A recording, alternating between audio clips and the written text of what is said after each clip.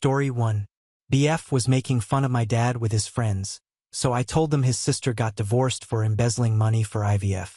Now his family wants to sue me for defamation. So, I, 27F, have been with my boyfriend, 27M, for 3 years. We have been living together for the past 6 months, and things have been good.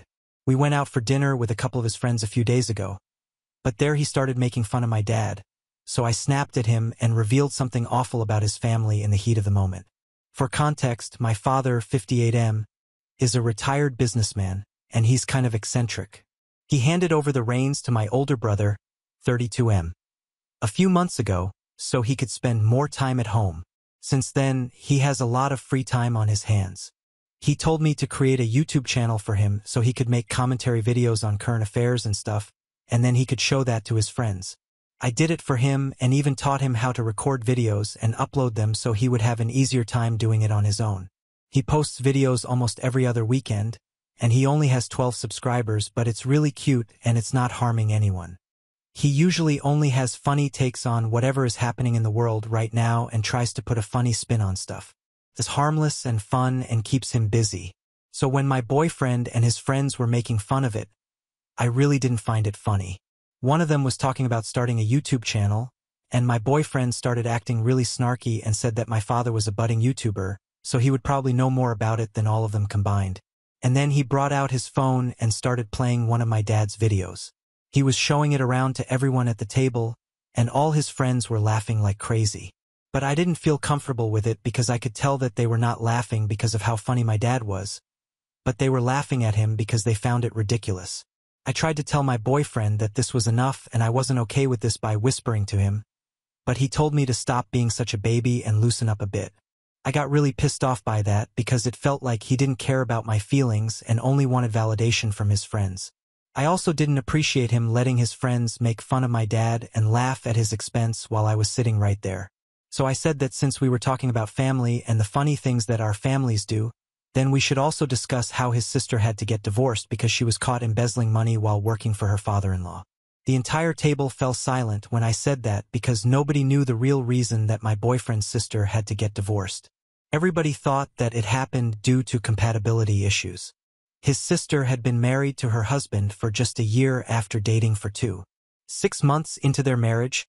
She quit her job and started working in her husband's family business instead.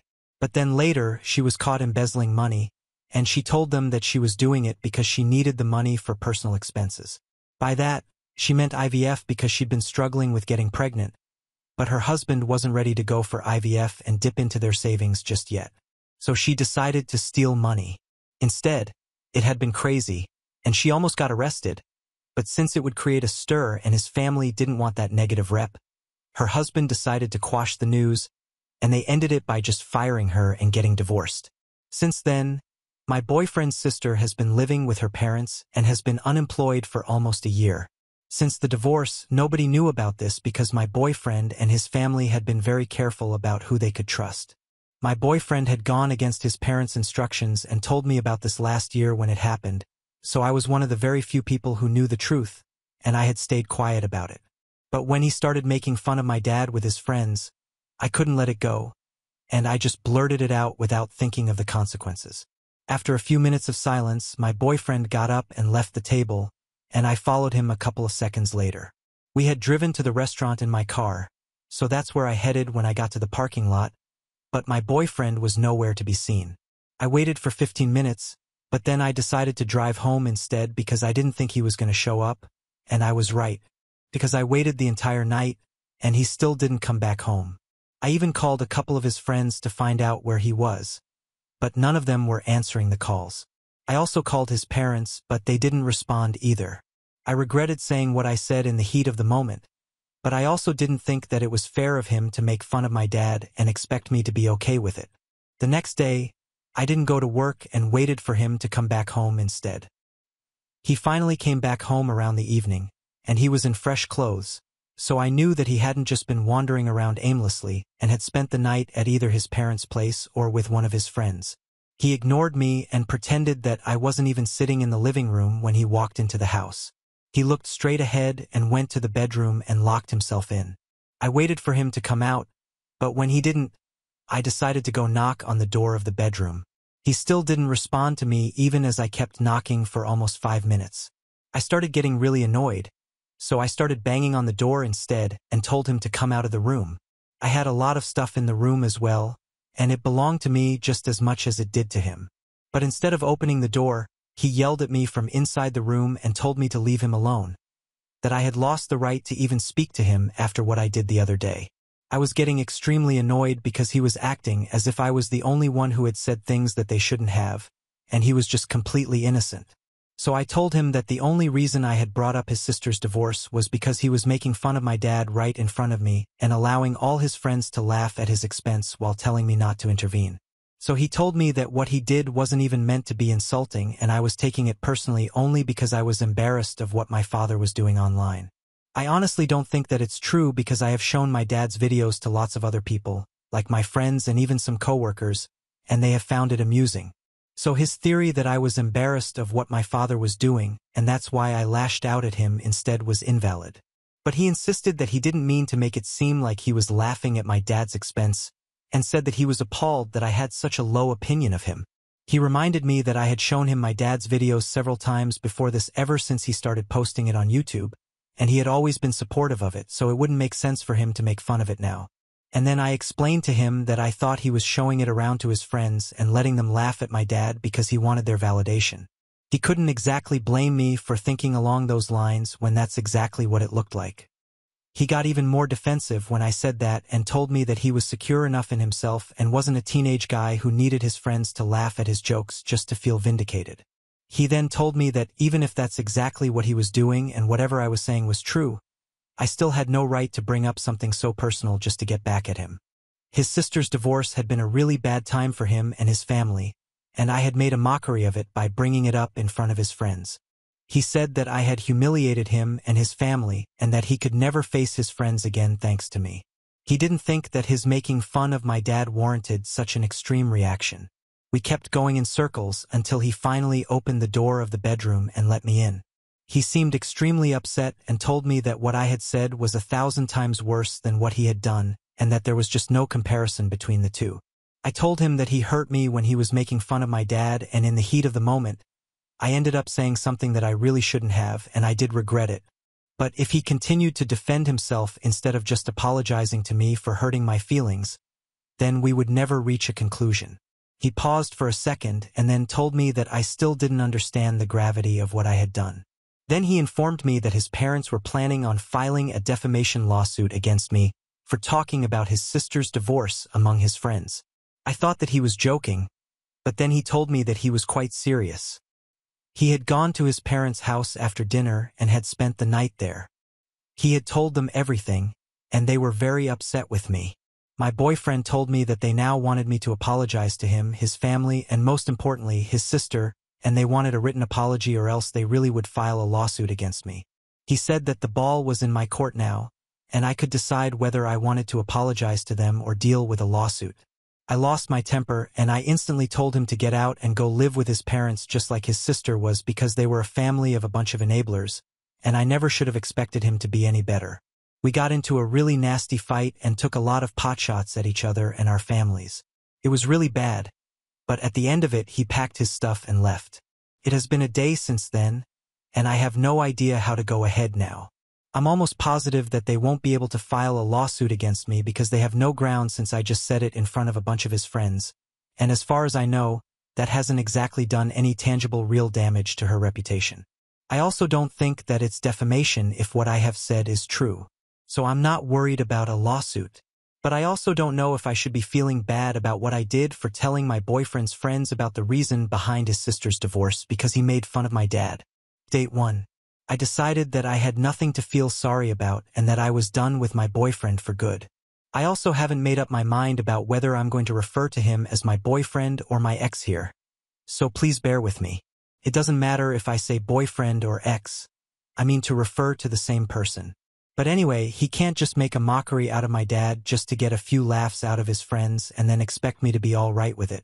That stuff's not going to slide with me, and I am pretty relieved that he left before I had to kick him out.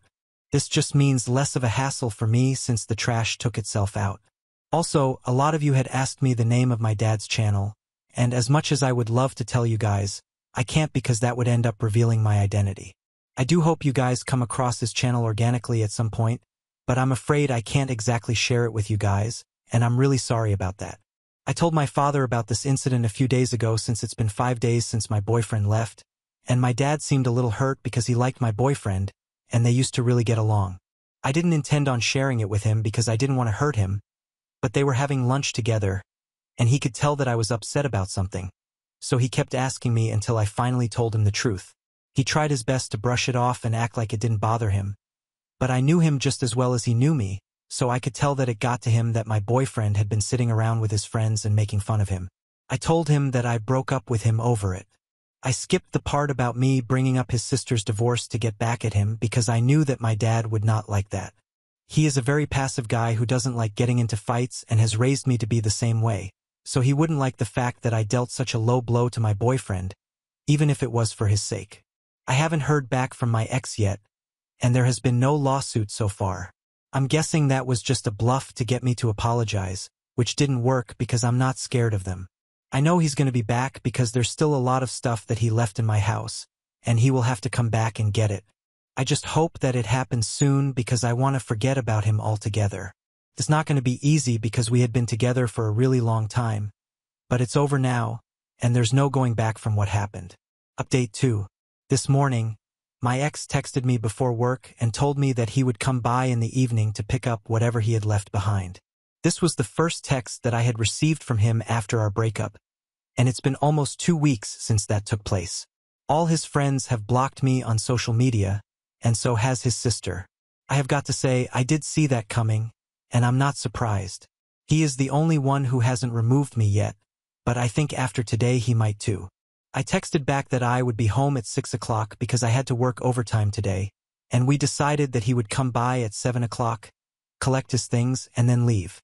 I was a nervous wreck once I got back home from work, and the waiting was the worst part because I had nothing to do, and my brain was in overdrive. I was dreading seeing him because it had been quite a while since we broke up, and I had been avoiding even looking at his pictures since then. I wish I could say that I have moved on completely, but I haven't, and I still find myself missing him despite myself. So before he came by, I had a few glasses of wine to calm my nerves and not act like a nervous mess. When he finally came around, I left the bottle out on the coffee table, which turned out to be a mistake because when he came by and I opened the door to let him in, the first thing that he noticed was the bottle of wine and gave me a weird look. I wanted to explain to him that I hadn't turned into an alcoholic because I was missing him, but I didn't say anything because I didn't want to make it weirder than it already was. We didn't say anything to each other, and he just headed towards our room and started packing quietly. I decided to sit on the couch and stick to scrolling on my phone because I didn't know what to do with myself while he was there. After about 20 minutes, when he was done packing, he came back out into the living room and told me that he was leaving. I didn't know what to say, so I just nodded and went back to my phone. So he asked me if I had nothing to say to him because this was probably going to be the last time that we saw each other. Truth be told, I had so much to say to him, but I didn't even know if it was worth it, and that's what I told him. He just sighed and said that he had talked his parents out of filing a lawsuit against me because he still loved me and then waited for me to react to that. If I'm being really honest, I don't think I loved him anymore. Not as much as I used to. But I couldn't say that to his face because it would be just incredibly hurtful. So instead, I told him that I also would have loved to make things work, but after the last fight that we had, I couldn't bring myself to even consider continuing the relationship because he had been really disrespectful towards my father, and the worst part was that he didn't even say anything wrong with it. He tried to argue and defend himself again, but I interrupted him and stopped him before he could say anything since I didn't want to get into it once again. I knew that it would just lead nowhere, and we would end up fighting again. I wanted things to end on a good note, so I told him that arguing would be a waste of time. So he didn't say anything and told me that he would be waiting for my call in case I changed my mind. But I don't think that I will change my mind. I do miss him and I wish we could get back together and make things work. But there are certain things that are just too difficult for me to work past. And insulting my father and then threatening to file a lawsuit against me were just a couple of things that I couldn't get over so easily. So no, I don't think I'll call him, and it's going to break both our hearts, but it's for the best.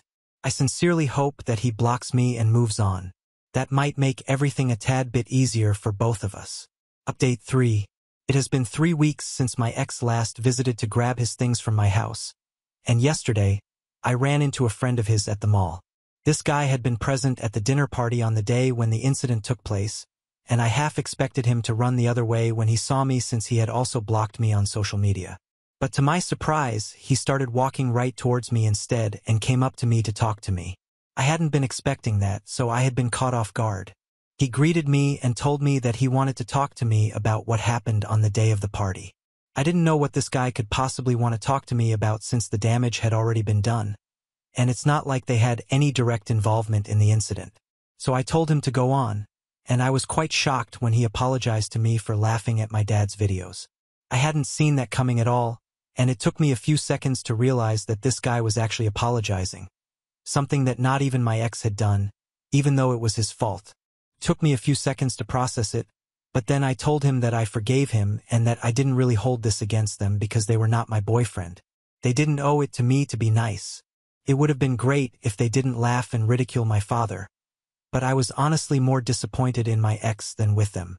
He told me that he still wanted to apologize because clearly that had hit a nerve with me, and they regretted it because eventually that's what caused our breakup. So I told him to forget about it and that it was fine, and expected the conversation to be over. But he still didn't walk away and said that he had a couple of more things to tell me. Now that really made me curious because I didn't think that we had anything more to discuss. He and I were not friends. We occasionally talked to each other whenever we met because of my ex, but apart from that, we didn't know each other personally. So I couldn't imagine what more he had to say to me. But I could tell that this could be important from the look on his face, and I ended up agreeing to hear him out. And we went to the nearest coffee shop so he could say whatever it was that he had to tell me since it was apparently a long story. As soon as we had ordered coffee, he started off by saying that my ex had been in touch with them after he left the restaurant on the day of our fight. They had a group text together, and he had been consistently whining there about how I was overreacting and that I had no right to say such things about his family. He was trying really hard to make it seem like I'd made that up about his sister's divorce, and most of the guys in that group actually bought it except for him. All the guys were actually egging him on to get me to apologize to him in writing, and one of them even suggested that apologizing to him alone was not enough. I had to apologize to his family and his sister as well. His friend told me that he hadn't actually left the restaurant to go to his parents' house like he had told me, but instead he went to one of their friends' houses, the one who was celebrating his birthday, and spent the night there.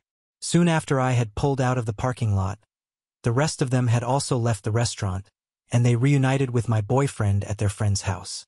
They spent the night plotting against me, and they came up with a plan to scare me into apologizing by saying that his parents are going to file a defamation lawsuit against me if I don't. My ex's friend who told me all of this told me that he wasn't comfortable with any of it, probably because he was the only one with a conscience, and so he stayed out of it and even tried to tell my ex not to go through with that plan because it was stupid, and it would most certainly end in a breakup. And then he recently found out that we had broken up.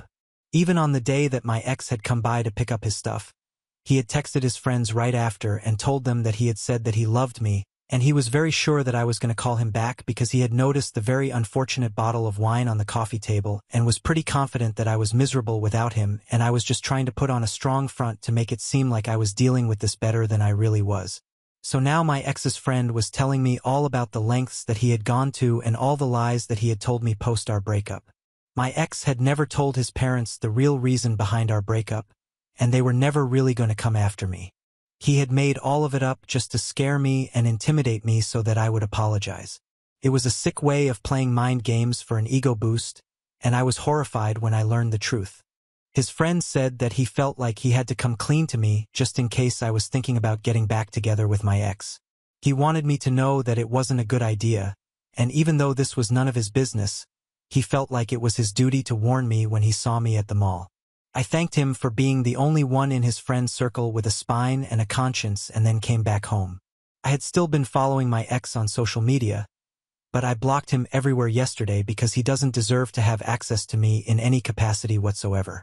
I even had half a mind to tell his parents the real reason behind our breakup because I was sure that he hadn't told them the truth, but then decided against it because I didn't want to invite more trouble for myself. I just wish that I had never even met this guy because he turned out to be worse than trash. He was the kind of toxic trash that people shouldn't even be near at the risk of contracting some disgusting disease. That's how he is, and it's no surprise that his friends are just as bad as him, except the one guy from their circle who had the courtesy to tell me the truth.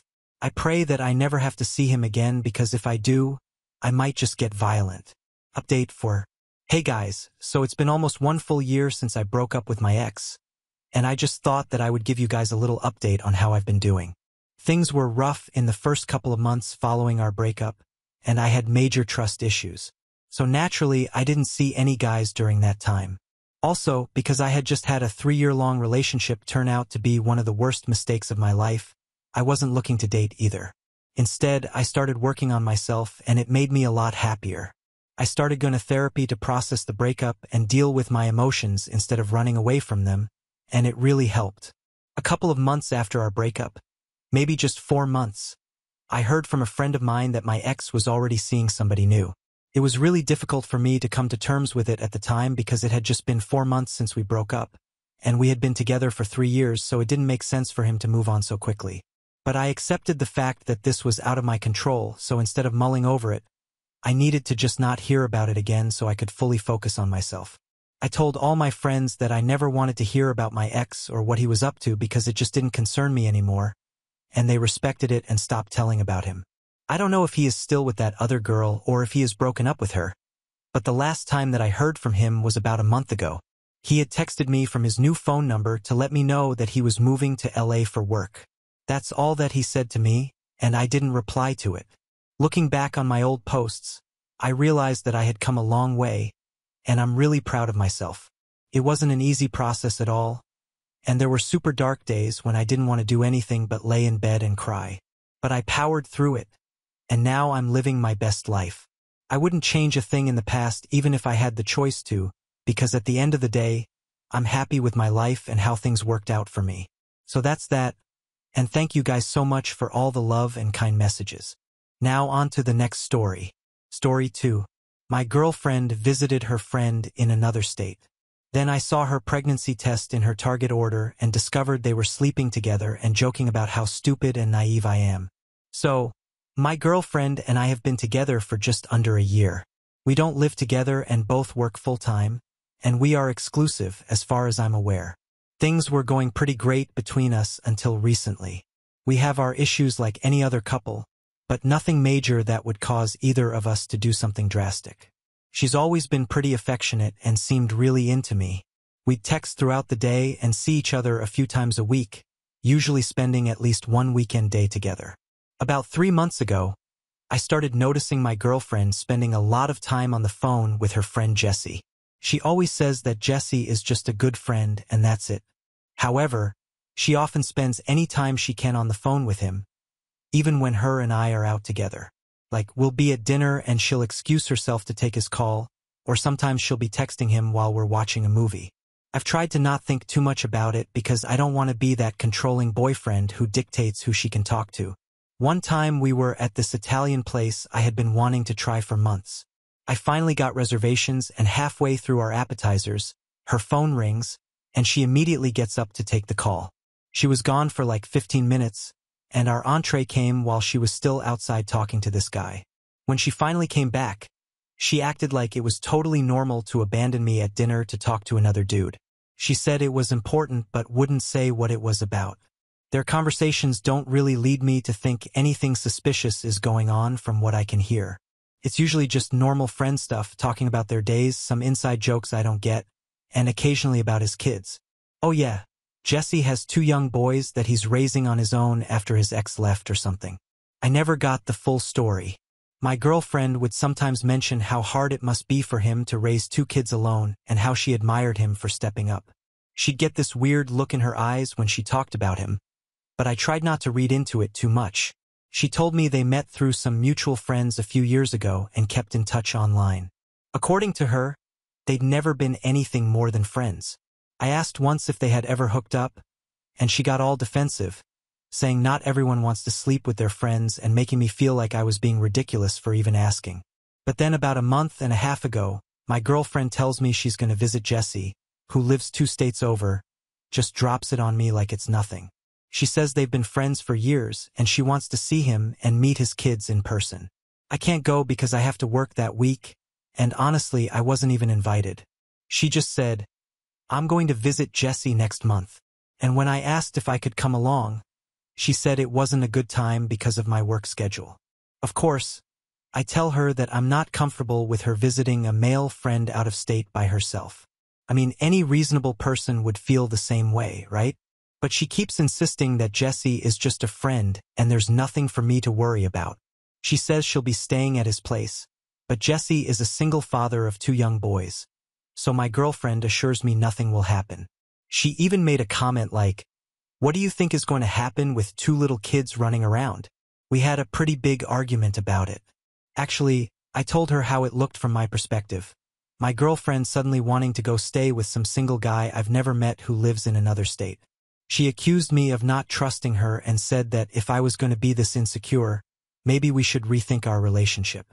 That shut me up pretty quick because despite everything, I really do care about her and don't want to lose her. Despite me voicing my opinion and concerns multiple times, my GF takes the trip anyway. She did agree to share her location with me to put my mind at ease, which I appreciated, but still felt weird about the whole thing. The whole week she was gone, I was on edge. She'd text me occasionally with updates or pictures of them at the park or zoo with his kids, but the messages felt, I don't know, forced, like she was trying too hard to show me that everything was innocent. I checked her location a few times, okay, maybe more than a few, and she was always at what I assumed was his house or at some family-friendly place nearby. So, I had no real reason to suspect anything, but I still had this nagging feeling in my gut. She was gone for about a week and then came back like nothing happened. She showed me some pictures of her and Jesse and his kids at some park and talked about how cute his kids were and stuff. Then we just kind of moved on with life. I tried to put it out of my mind because I didn't want to be that guy who can't trust his girlfriend. One thing that bothered me though, when I asked to see a picture of Jesse by himself, I was curious what this guy looked like. She scrolled through her photos for a minute and then said she didn't have any good ones of just him. All the photos conveniently had the kids in them, too. I thought that was weird, but didn't push it. But then something happened that sent me spiraling. About 2 weeks ago, my girlfriend asked me to go to our local Target to pick up an online order she had placed. She tells me she ordered shampoo and a few hygiene items, deodorant, lotion, etc., since she was running low. I was going to be near that Target anyway for a haircut. So, I agreed and said I'd pick it up on my way home. When I get to the customer service counter and give them her name, they bring out a bag with a pregnancy test in it. I'm standing there completely shocked and confused. I tell them that this wasn't what she told me she ordered. I check the name and phone number attached to the bag and find it matches my girlfriend's number, so it couldn't have been another girl with the same name. The guy at the counter checks the system again and brings out a second bag with the shampoo and stuff she had actually told me about. So, let me clarify this part since it's important. There were 2 separate orders under her name, one with the shampoo and hygiene items that she told me about, and another with just a pregnancy test that she never mentioned to me. The orders had been placed like 12 hours apart according to the receipts. I take both bags and leave without asking the Target employee more questions because I'm too flustered and don't want to make a scene. I sat in my car for like 10 minutes just staring at this pregnancy test, trying to make sense of it all. Why would she hide this from me? Why send me to pick up her order knowing there was another order waiting there? Did she forget? Was she hoping to pick it up herself later? Here's the thing that really got me concerned. There was pretty much no way that I could have potentially impregnated her. We always use protection. Always. I'm extremely careful about that kind of thing because neither of us is in a position to have kids right now. We've talked about having a family someday, but definitely not anytime soon. And we both agreed early on that an accidental pregnancy would be a disaster for both our careers. When I got home, I gave her the bag with the shampoo and stuff and didn't mention the pregnancy test at first. I wanted to see if she would bring it up. She didn't. We just hung out normally for a few hours, watched some TV, and then later that night I finally asked her why there was a pregnancy test at Target in her name. She looked totally surprised. At first, she says she has no idea, and she did not order a pregnancy test. I asked her to show me her Target app to prove it, and she gets a bit defensive, saying that it was probably her sister since her sister sometimes uses her Target account to order things. She claims that women sometimes use pregnancy tests to regulate their PMS or for other things other than to determine if they're pregnant. I don't know about how pregnancy tests work, but this sounded like bullshit to me. Why would her sister order a pregnancy test to my girlfriend's local Target instead of the one by her own house? Her sister lives like 20 minutes away and has her own Target much closer to her. And why wouldn't her sister just go buy one in person instead of ordering it online for pickup?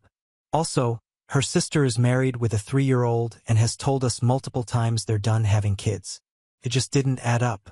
When I pressed her on it, she got irritated and said I was being paranoid and accusatory.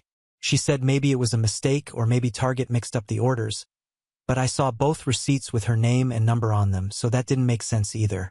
But I didn't have any real proof that she was lying, so I just let it go for the moment. She assured me that she's not pregnant and that the test wasn't a sign of her cheating when she was on her trip to see Jesse. For a few days after that, things were tense between us. She seemed distant and was on her phone even more than usual. I noticed she started taking her phone with her to the bathroom, which she never used to do. And when I'd come into the room, she'd quickly switch apps or put her phone away. Classic sketchy behavior, right? The other night we went out to dinner, and she made it a point to prove that she isn't pregnant by ordering a few cocktails. Like she specifically said, "See, I wouldn't be drinking alcohol if I was pregnant." And then proceeded to order multiple drinks. Felt forced, like she was performing for me rather than just enjoying our date night. I never saw what happened to the pregnancy test after that day. I don't know if she took it or threw it away or what. It just disappeared. I looked for it in her bathroom trash, but didn't find anything. Maybe she disposed of it somewhere else. Or maybe she never took it at all. I can't stop thinking about this. The timing is just too suspicious. She visits this guy, Jesse, who she talks to constantly. Then 2 weeks later, there's a pregnancy test she tried to hide from me. And now that I think about it, she's been acting a bit different since she got back from her trip. She's not as affectionate as she used to be. We used to have sex pretty regularly, like 2 to 3 times a week. But since she got back from her trip, it's been maybe once a week, and it feels like she's just going through the motions. She spends more time on her phone, and she's been going out with her girlfriends more often lately, though I have no way to verify if she's actually meeting her friends or not.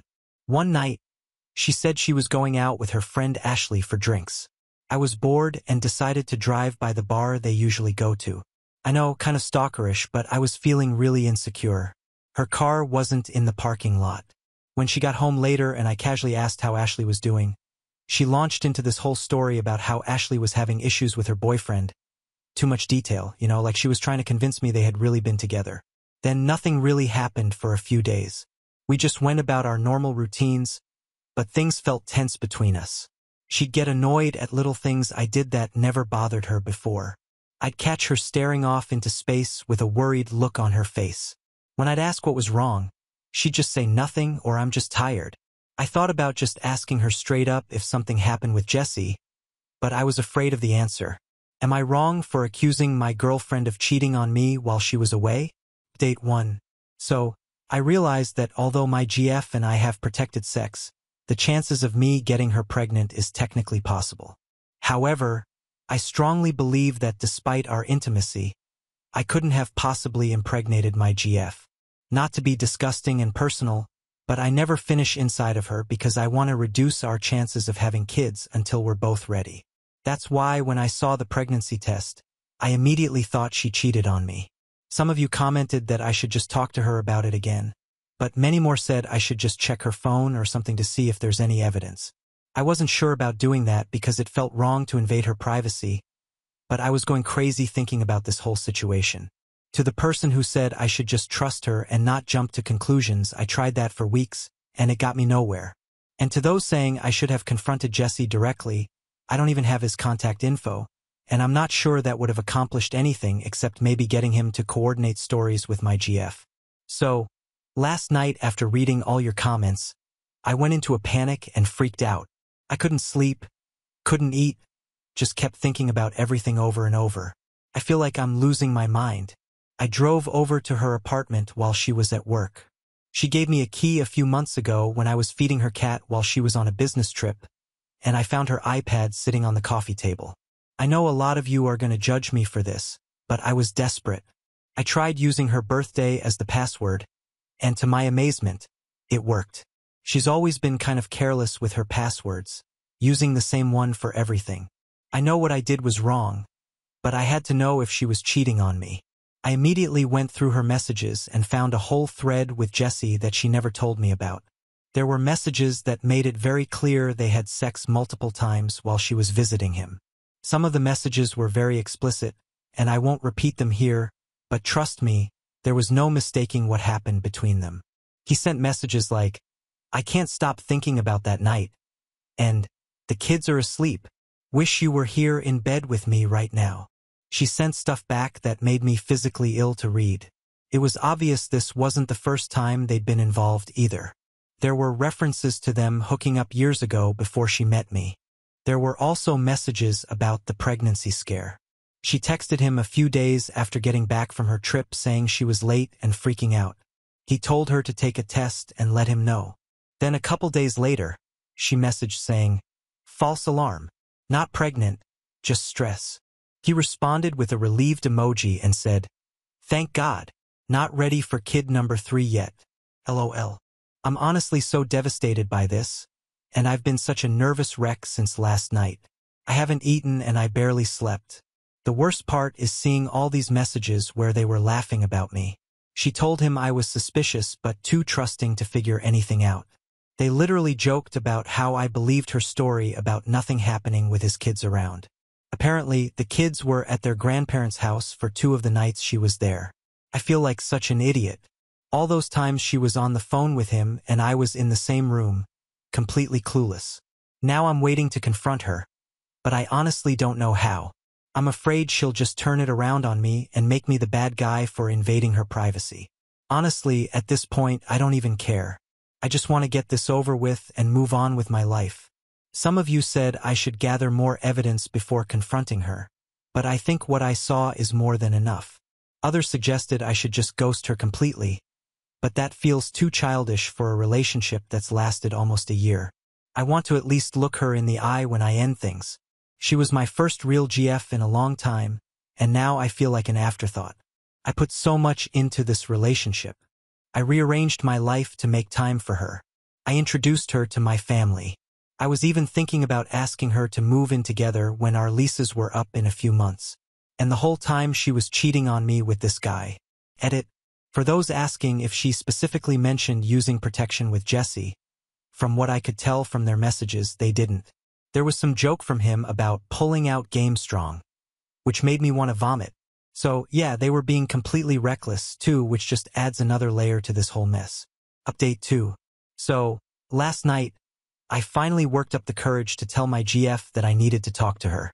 At first, she kept saying she was busy and tried to reschedule for the weekend, but I insisted on seeing her in person, so she finally said to go to her place around 8 p.m. I wanted to be calm and collected, not let my emotions get the better of me. I even wrote down some key points I wanted to make so I wouldn't get sidetracked if she tried to change the subject or turn things around on me. I go over to her place, and she's acting all normal, like nothing's wrong.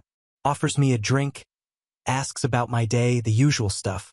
I declined the drink because I wanted to keep a clear head. I sit down on her couch, and she tries to cuddle up next to me like everything's fine. I moved away slightly and told her we needed to talk about something serious. I reiterated, however, since she got back from her trip, things have felt weird between us. She claims I'm the one who's making things weird by believing that she cheated on me. She continues to claim that the pregnancy test was not hers and that her friend Jesse was just a friend and they just hung out, watched movies with his kids, and went to some local attractions. She starts getting all defensive again, saying I'm being insecure and that if I can't trust her, then maybe we have bigger problems. She even had the nerve to say that my constant accusations were pushing her away and making her reconsider our relationship. I let her go on for a bit, denying everything, and then I finally said, I know you cheated because I saw the messages between you and Jesse. Her face just dropped for a split second. There was this look of pure panic in her eyes. Then she got pissed. You came here without me knowing and went through my personal messages. That's so messed up and creepy, to be honest, she says. We got into a slight argument as I told her that my suspicions were correct and she was trying to deflect the conversation. I asked her to give me her phone, and I'll show her all the messages I saw, which were very clear and explicit. I know I could have just shown her screenshots I took of the iPad, but honestly, I wanted to see if she deleted them or how she'd react. Of course, she refuses and says, "We are not married. We don't live together. You don't own or control me." When I tried to get her to address the actual issue, that she cheated on me, she just kept focusing on how I violated her privacy. She refused to admit anything, even when I mentioned specific messages I had read. At one point, she even tried to claim that I must have misunderstood the messages or taken them out of context. She said Jesse is just someone she's very comfortable with, and they have an open communication style that might seem inappropriate to outsiders. Can you believe that? She really thought I'd buy that explanation after seeing messages explicitly describing them having sex. While I agreed with her that going through her iPad was wrong, I decided to end things quickly and simply. I put her copy of her keys on her coffee table and tell her, "You cheated, plain and simple. Goodbye and good luck." I walk out, and she makes no attempt to stop me. Later that night, she tries to text me and says that she's sorry for what she did.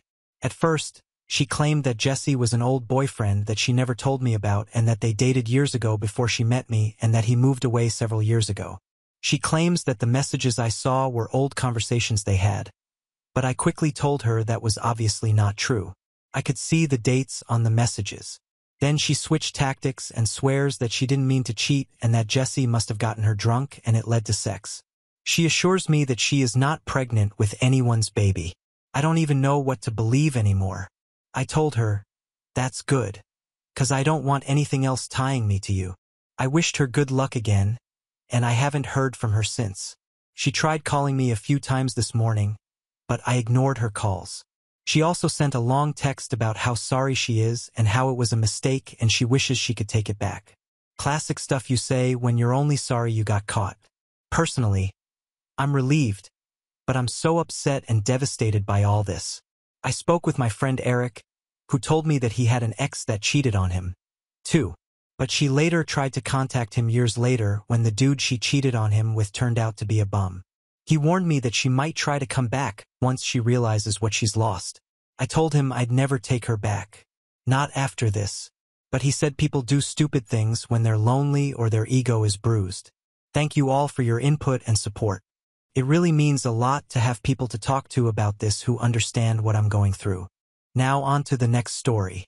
Story 3. Sister was having an affair while pregnant and was planning to leave her husband after getting child support. So I exposed her at her baby shower, and my parents tried to ruin my marriage. I want to begin by saying that during my entire childhood days, my parents never once treated me, 33F, and my sister, Mary, 26F, differently despite the significant age gap between us. They were always consistent in their love, care, and attention toward both of us. From what I can remember, there wasn't any favoritism or special treatment whatsoever. While me and Mary were not exactly each other's best friends, we got along just fine. Being the oldest sibling, I never really fought with her much and just let her do whatever she wanted. I am mentioning all this beforehand to give an idea about my family dynamics because what I am about to write next is something that completely blindsided me. You see, just 2 years ago, my sister got married in this beautiful, grand ceremony that my parents generously paid for. It was everything she had dreamed of, and she tied the knot with her college sweetheart, Jack.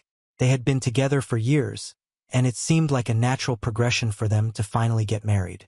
Watching them exchange vows was such a heartwarming experience for us.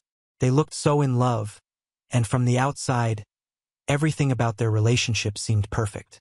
Everyone, including myself, was thrilled to see them take this step in life. I was genuinely happy for her because it felt like she had finally got everything she wanted.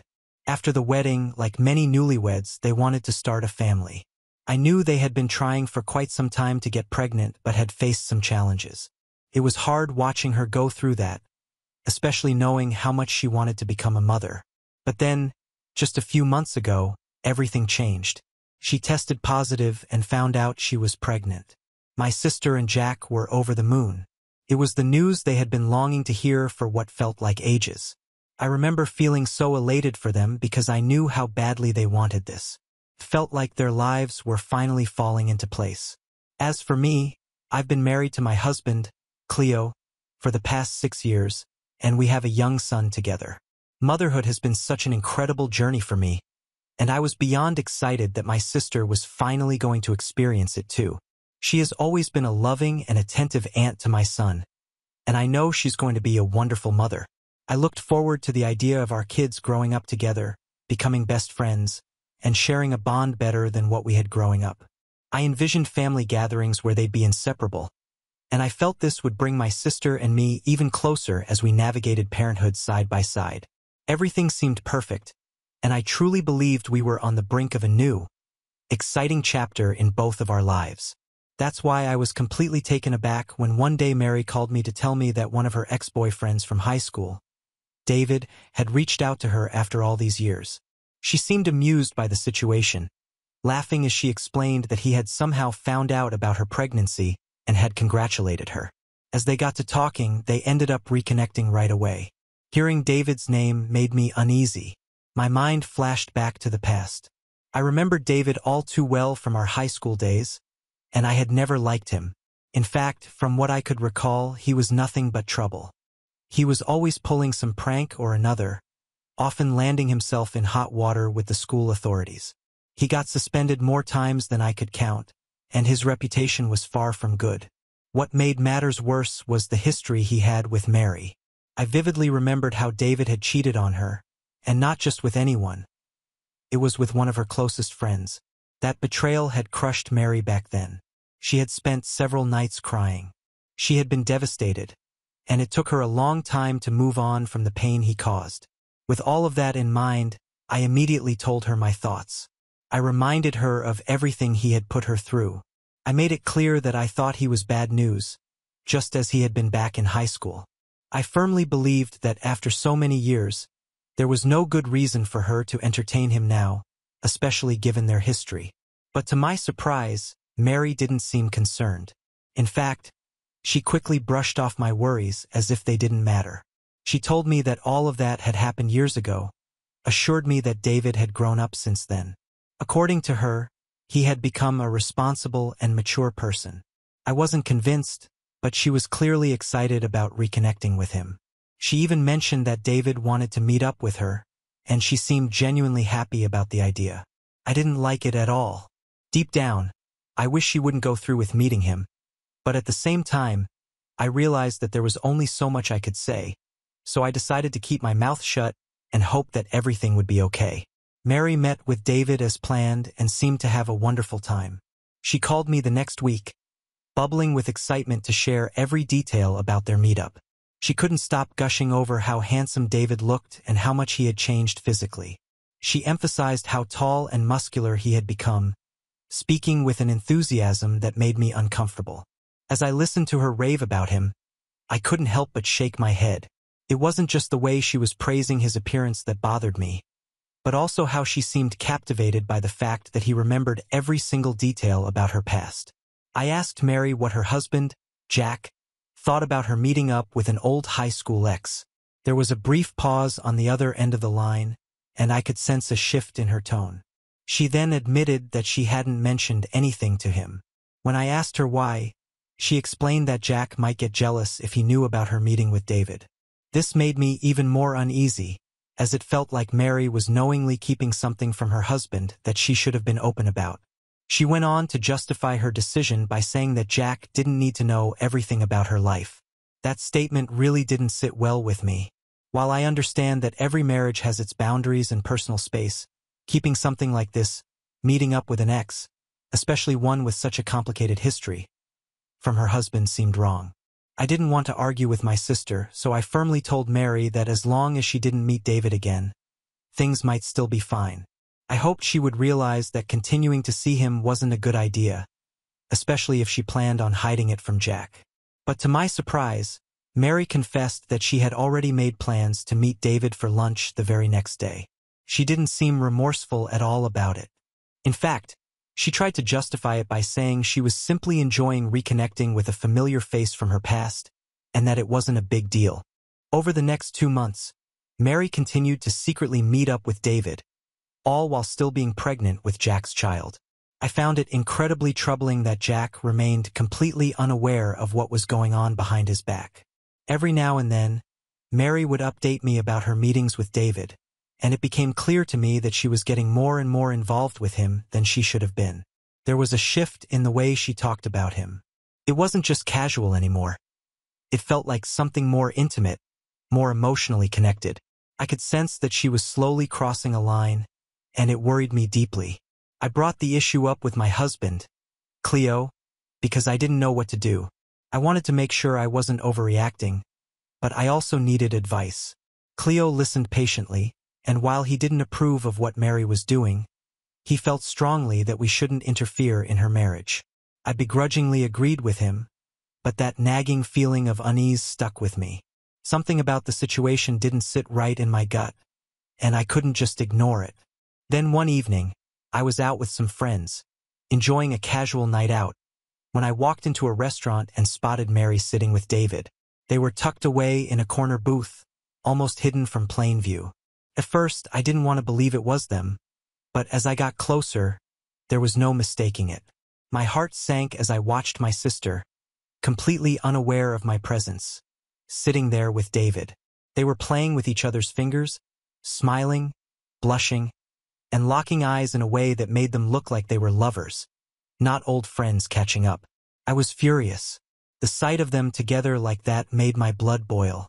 Every instinct in me wanted to march over to that table and confront Mary right then and there.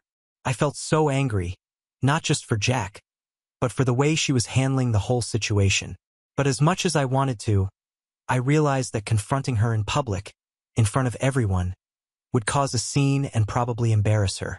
It wasn't the right place or time for that, so instead I made a quick decision. I quietly took out my phone and snapped a few pictures and videos of Mary and David together. I needed undeniable proof if I was going to confront her about this later. Without solid evidence, I knew she might try to brush it off or downplay the situation, but what I saw was too clear to ignore. After getting the proof, I went to sit with my friends in the opposite corner of the restaurant, trying to act normal while I processed what I had just witnessed. Inside, I felt torn apart. I couldn't stop thinking about Jack, how clueless he was, how much he trusted Mary, the mother of his unborn kid, and how this betrayal would hurt him. That night, I tried to reach out to Mary multiple times, hoping to confront her, but she wasn't answering any of my calls. I was growing more anxious by the minute, so I decided to call Jack to check in on her. When I asked him where Mary was, he casually told me that she was having a girls' night out and spending the night with one of her best friends. I felt an overwhelming sense of guilt and anger because I knew very well that she was most likely with David. I gently pressed him, asking if he was certain that Mary was with her friend, but he just laughed, completely unsuspecting. He said, "Why wouldn't she be?" Jack had no reason to doubt her, and it hurt to see how blind he was to the situation. I felt awful for him, knowing the truth but not being able to share it, at least not yet. I knew I couldn't just drop that kind of bombshell on him without first speaking to Mary directly. I needed to hear her side and get to the bottom of what was happening before making any drastic moves.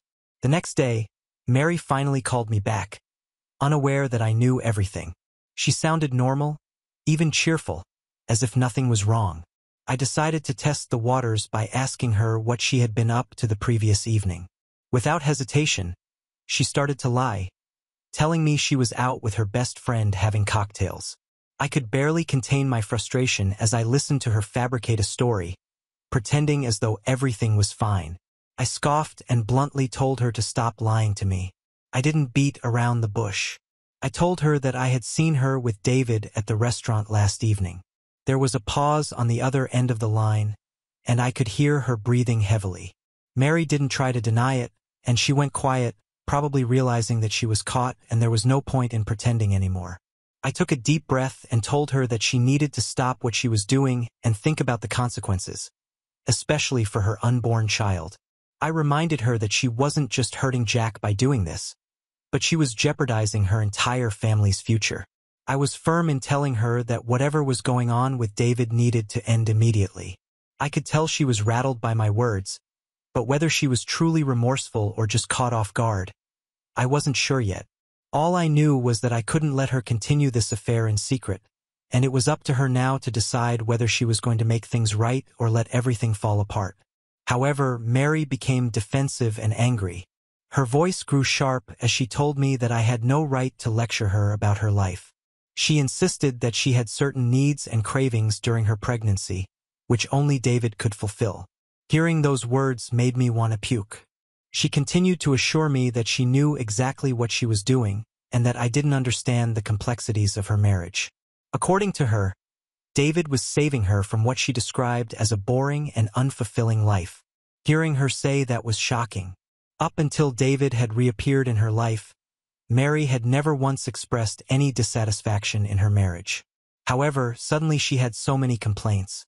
It felt like she was just trying to justify the cheating in her head by coming up with random things. I argued back, reminding her that she had always spoken highly of Jack, how loyal, considerate, and kind he was. Jack had been nothing but supportive and loving throughout their marriage, and if she had concerns or felt unhappy, she should talk to her husband directly rather than betray him. Cheating wasn't the answer. But instead of listening, Mary raised her voice, saying that David understood her in a way Jack never could, and that she had already crafted a plan for her future. Her tone sent chills down my spine, so I asked her straight out what she meant by that. I feared the worst, and unfortunately, my fears were confirmed. Without hesitation, Mary confessed that she wasn't planning on leaving Jack until after the baby was born. She explained coldly that this timing was deliberate, as she didn't want to be blamed for the divorce if she tried to leave her husband while still pregnant. She also wanted to ensure that she would receive child support and that she would be entitled to a significant amount of alimony. I froze when I heard this. She was planning to manipulate the situation to her advantage, using the birth of her child as leverage to get financial security. I shook my head and told her straight out that she sounded like a crazy person. This wasn't the Mary the first knew. It was like I was talking to someone I didn't even recognize. I reminded her again of how loyal Jack had been to her throughout their relationship, how he stood by her through thick and thin, even during the tough times. But Mary continued to argue that although she loved Jack, it wasn't in a romantic way anymore, and that their relationship had grown old and stale. She said she needed to feel something exciting again, and that's what David gave her. He made her feel alive in a way Jack no longer did. I was furious, but more than that, I was heartbroken. Mary's plan was plain cruel, and I told her as much. I warned her that treating Jack, her husband, so coldly while she plotted to leave him was beyond unfair. But she just scoffed at me, shrugging off everything I said, and told me that as her sister, I just needed to support her. Over the next few weeks, Mary continued to see David despite our conversation. She would regularly lie to Jack, telling him that she was spending time with me or staying at a friend's house. She even started asking me to cover for her if Jack ever called to check in. I was growing tired of her recklessness. Each time she dragged me into her web of lies, I felt more and more conflicted. I wanted to support my sister, but how could I when what she was doing was so wrong? Her behavior wasn't just hurting her marriage. It was putting me in a terrible position too. I didn't want to be an accomplice to her deceit. Then, out of the blue, Mary announced that she had planned a baby shower to celebrate her baby's upcoming arrival. I almost couldn't believe her audacity. How could a woman who was having an ongoing affair with another man while pregnant with her husband's baby think about throwing a baby shower and act like nothing was wrong? When I arrived at the baby shower, I was struck by how normal everything seemed on the surface. Mary and Jack appeared happy, and if you didn't know the truth, you'd think they were just a regular, loving couple about to welcome their first child into the world. Mary acted as if she had no care in the world, completely ignoring the fact that she was having an affair. The sight of her and Jack cutting a cake together to reveal the gender of their baby, a boy, was bittersweet. I felt a rush of happiness knowing I was going to be an aunt, but at the same time, I was burdened by the guilt of what I knew. Jack was standing there, excited about their future together, completely unaware of the betrayal happening right under his nose. It was heart-wrenching. Then, in the middle of the shower, I noticed Mary excusing herself to take a phone call. She disappeared into the other room, and when she returned, she casually told me that it had been David on the phone. He had called because he missed her, and she was already making plans to see him that night. I could barely believe what I was hearing. Right there, during her own baby shower, she was thinking about spending the night with another man. And as usual, she intended to lie to Jack, saying she was staying at her friend's house, when she was really going to be with David. I couldn't hold back any longer. I shook my head in disbelief and told her straight up that this whole situation was getting out of hand. But Mary, unfazed as ever, brushed off my concerns. She told me that I needed to relax, insisting that she knew what she was doing. Her nonchalance was maddening. At that point, I knew I had reached my breaking point. I could no longer stay silent or be complicit in Mary's deceit. As I walked back into the room after our conversation, Jack looked at me, sensing something was off. He asked me out of concern if everything was okay. My heart was racing, and my voice was shaky as I prepared myself for what I knew I had to do. I glanced around the room at all the familiar faces, our family, friends, and Jack himself, who still had no idea about the betrayal unfolding around him. My sister, Mary, who had always been so close to me, was subtly shaking her head, silently pleading with me to stay quiet, to continue covering for her. But I knew this was my chance to come clean, to tell the truth and free myself from this burden. With a trembling voice, I announced to Jack that there was something he needed to know. I took a deep breath before admitting everything. Mary had been having an affair. The room went completely silent as everyone turned to me, their faces filled with confusion. I recounted everything that my sister had been doing behind Jack's back and how she had even forced me and her friends to cover up for her. I broke down and apologized to Jack for not admitting to him sooner. The room erupted in shock, and I could see everyone trying to process what they had just heard. My mother's face twisted in disbelief as she demanded to know what I was talking about. She turned to Mary, who still sat frozen, and asked if it was true. Mary tried to act confused, pretending she had no idea what I was saying. I then pulled out my phone and showed everyone the pictures and messages I had taken as proof of Mary's affair with David. I didn't want to humiliate her, but the truth needed to come out. I then revealed to Jack her plan to leave him after the baby was born to secure alimony and child support without facing the blame for the divorce. Jack's eyes widened in disbelief as he stared at the pictures of Mary and David together, the messages confirming their relationship. Then Jack and Mary erupted into a massive argument. At first, Mary tried to deflect and deny it all, but faced with undeniable proof, she finally broke down and admitted everything. The betrayal was too much for Jack to handle. He was devastated.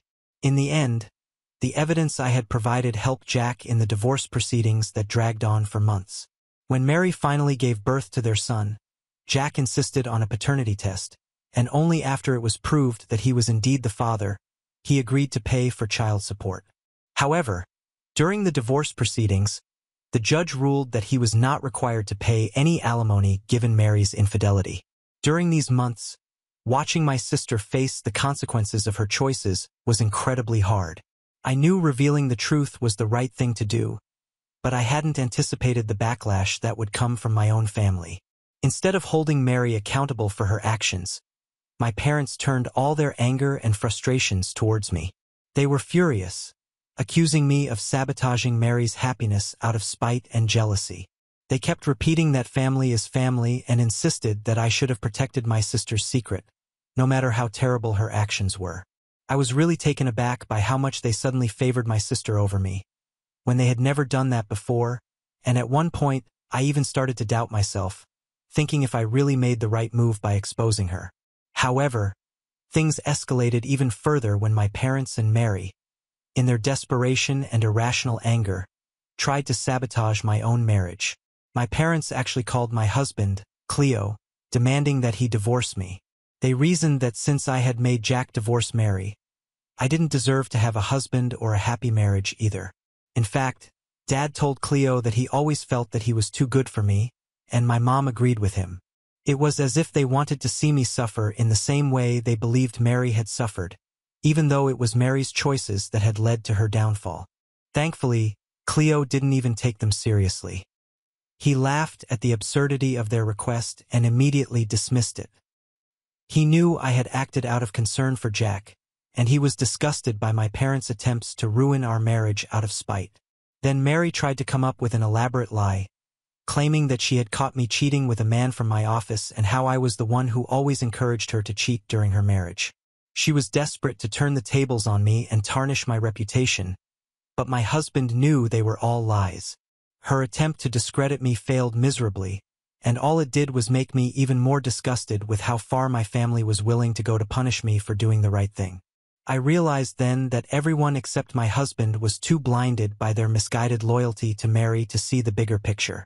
For the sake of my own mental health, I made the difficult decision to have no contact with my family. Cutting them out of my life wasn't easy, but it was necessary. I needed to protect my peace and my sanity. My husband and I moved forward stronger than ever, and I found solace in the fact that I had stood by my principles, even when it meant standing alone. It's been 8 months of no contact when, out of the blue, my parents emailed me yesterday. I had blocked them everywhere except on Gmail, which I must have overlooked. In the email, they admitted they were wrong to blindly support Mary. They explained that they had been too focused on protecting her because she was the youngest, and seeing her in pain made them act without thinking. This was something I had always hoped they would understand one day, but I wasn't expecting it to happen after all the harm they had done to me. They also wrote how Mary, who had moved back in with them after her divorce, had also moved David in with her. Apparently, they were loud, obnoxious, and didn't help my parents out with any bills. With 2 more family members, my mother had to do even more chores around the house because no one else helped. Mary was also forcing my parents to babysit her son while she would be out spending time with David. Hence, my parents were at their wits' end and were reaching out to me, practically begging me to help them. They had written how I should help them talk to Mary, who refuses to listen to them, and get her and her new family to move out immediately. IDK if I refuse to help out my parents after everything that has been done to me. Date 1. Here's what I think. After everything that's happened, I think my parents are only reaching out to me because they know I'm the only person who can help them out, and they have no one else to turn to. However, I am not too keen to help them. These were the same people who had turned their backs on me, tried to ruin my marriage, and called me a traitor just for telling the truth. Now they want my help because they can't control the very person they had chosen to defend. Because of their foolishness, my sister and her affair partner are now playing happy family, while living for free at my parents' home. I have also reached out to Jack and let him know about the difficulties that my parents are facing due to Mary and David. I asked him to ensure that his kids are not being neglected at their place, and he has assured me that he will be looking into it. Update 2. Thank you everyone for your suggestions. I was planning to ignore my parents' email, but my dad sent me another one. This time, he accused me of abandoning him and Mom by not helping them in their time of need. He said they were really struggling financially and asked if I could send them $200 every month, at least, since I have such a great job. He claimed this would help them immensely. I was furious reading this and felt I had to reply, even just to put an end to it. I am just copying and pasting here what I emailed back to him. Dad, you and Mom have shown yourselves to be the worst kind of parents.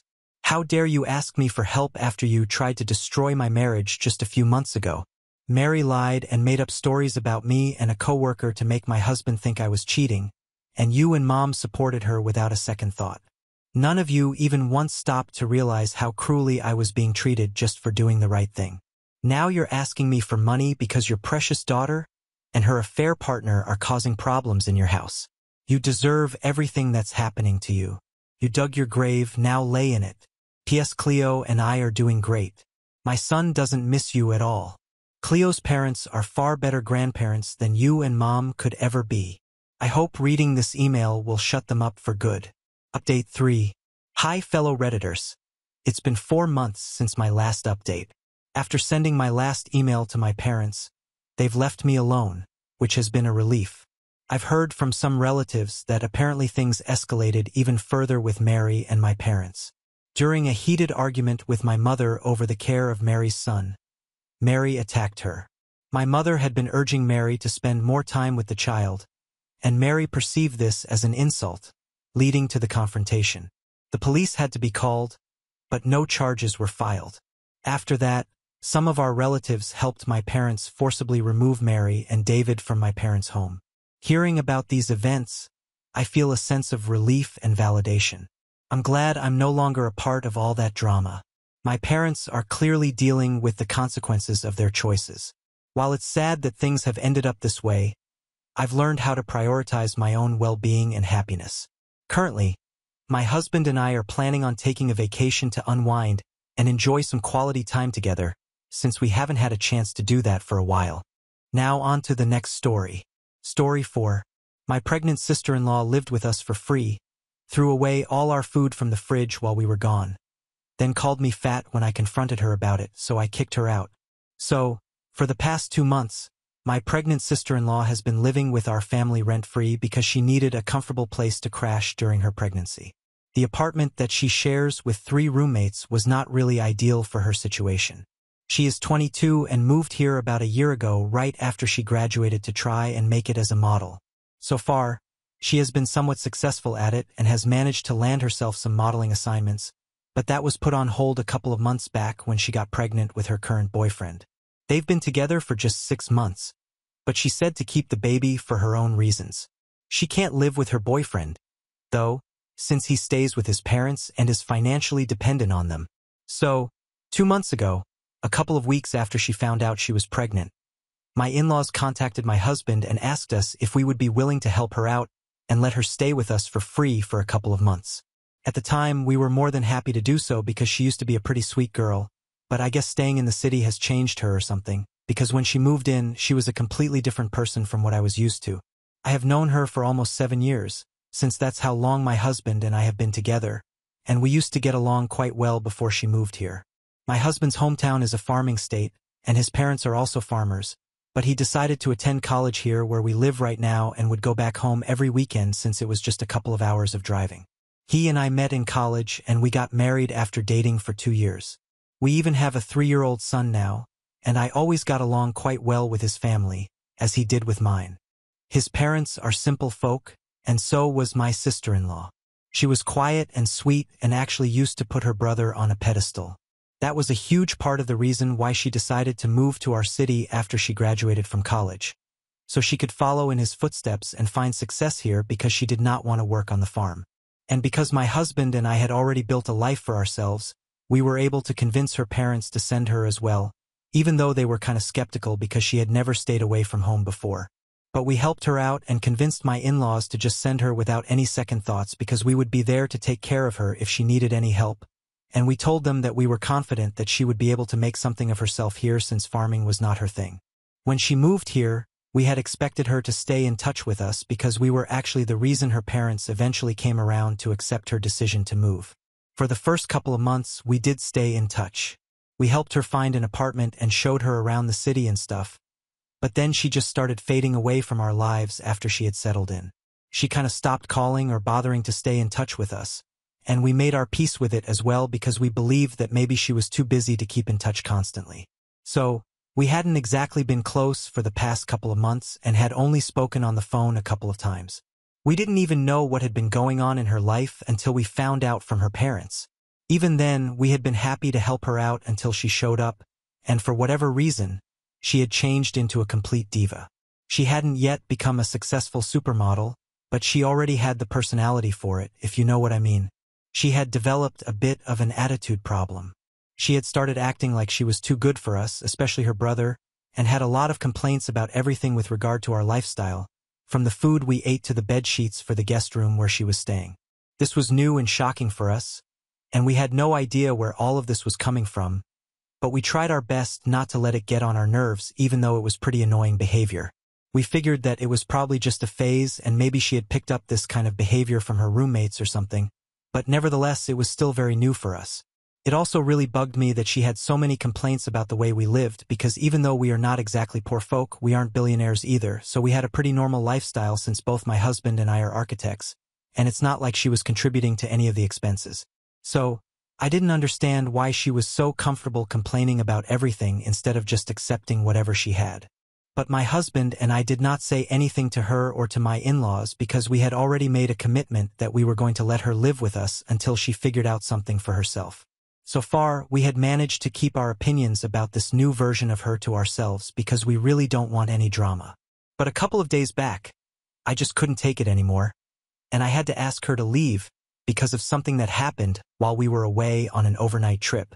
My cousin was getting married, and so I had to be there with my family.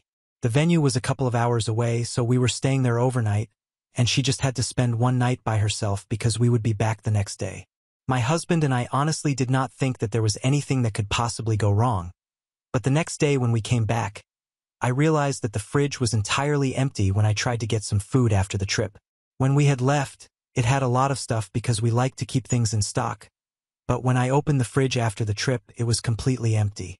I'm not even kidding, there was literally nothing, and I almost thought that maybe the fridge had been robbed. But of course, that was not what had happened. The only person who had been at home was my sister-in-law, so I confronted her, and she did not even deny it. She told me that she had emptied the fridge the previous night while we were not at home because she was planning on starting a special diet so that she could avoid showing for as long as she could, since she did not want to miss out on any modeling assignments just because of a bump or weight gain. She knew that I would never approve of throwing everything away in the trash, so that's why she had chosen to do it at a time when I was not going to be at home. From the way she was talking about all of it so casually, it was very obvious that she did not feel any sort of remorse for what she had done and thought that it was completely fine for her to empty somebody else's fridge. Mind you, the food items that she had thrown away were probably worth a considerable amount of money as well. So it wasn't just food that had been wasted, it was our hard-earned money that had gone to waste because she wanted to go on some sort of special diet and did not think that it was necessary to discuss this with the people whose money she was living off of. When I asked her about the diet, she told me that she was planning on going completely plant-based eventually, but before that, she wanted to do a detox. She thought that watching us have real food while she was living off of juice was going to make it very difficult for her to stick to her regime, so she had to make sure that we all stuck to the same diet as she did. I was shocked at the level of entitlement and stupidity because not only was this regime extremely dangerous for a pregnant woman who needs all the nutrients that she can possibly get, but she had also forgotten to factor in our son, who couldn't possibly live off of juice. Even in a situation like that, when she was speaking about all of this so casually and was acting like this was a totally normal thing to do while living with somebody else's family, I tried to keep my cool with her. I told her that what she had done was simply not acceptable and that she would have to replace everything that she had thrown away. I thought it was a reasonable enough request, and I tried to sound as polite as I could even though I was really upset. But she decided to make things worse for herself by looking at me, smiling at me smugly, and telling me that she had done the right thing for the family because I could do with losing some weight too. That's where I lost it because she had already messed up by throwing away all our food, which we had purchased with our money, and now she was body-shaming me. I didn't even bother screaming at her. I just went into her room and started packing her things. My husband and my son were in the other room, but they came to the guest room when they heard my sister-in-law shouting at me at the top of her lungs and trying to get me to stop. But I just kept grabbing her stuff and shoving them into her bags, and I told her that she was no longer welcome to live with us anymore because she was clearly not the person that I thought I had invited to stay over. She was no longer the sweet and quiet girl that we used to know, and she had turned into this spoiled and entitled brat, and I had no interest in helping her out anymore. So, since she knew what was good for the family and was so confident about what was good for her, I was sure that she would be able to find a place for herself in the city, and she definitely did not need our help anymore, just like we did not need hers. She started crying while I was ranting. But that did not affect me because the past 2 months had been nothing short of insufferable because of her. Every second that my husband and I had spent at home was really difficult for us because this new version of her was the kind of person who liked making other people miserable, probably because she herself felt like that. But I was done with that now, and I wanted to go back to having a normal life with my husband and my son. She kept trying to drag my husband into the argument, but he just said nothing and went back into his room with our son while I packed my sister-in-law's bags for her. And once I was done, I started making my way to the door of the house so I could force her out. After I had kept all her bags on the front lawn, she started crying even harder than she had before and told me that she was not going to go anywhere but still refused to apologize. If she had just said that she was sorry about everything, I might have reconsidered what I was doing, But at that moment, I was so angry that I grabbed her by the arm and pushed her out of the house, and then I shut the door. She stood outside and kept crying for another 20 minutes or so, but then I heard a car pull up, and then she was gone. The next day, I found out that it had been her boyfriend who had picked her up, and right now she was staying with him. I don't know why that couldn't have been arranged right from the beginning, but anyway, the problem is that right now I don't feel bad about anything that I did, but my in-laws think that I should feel bad about the way I kicked her out of the house while she was pregnant, and they think that the way I behaved was a total overreaction. Personally, I don't think that's the case because my resentment and anger against her had been building up right from when she moved in, and the only reason I hadn't confronted her about her behavior was because I was afraid of something like this happening. I had tried my very best to keep my cool and not do anything that would hurt people's feelings, but I think that she had pushed me to act like that, and I can't be sorry for it. Besides, if anybody does owe somebody else an apology, I think it's my sister-in-law because whatever she did, it was just stupid and crazy.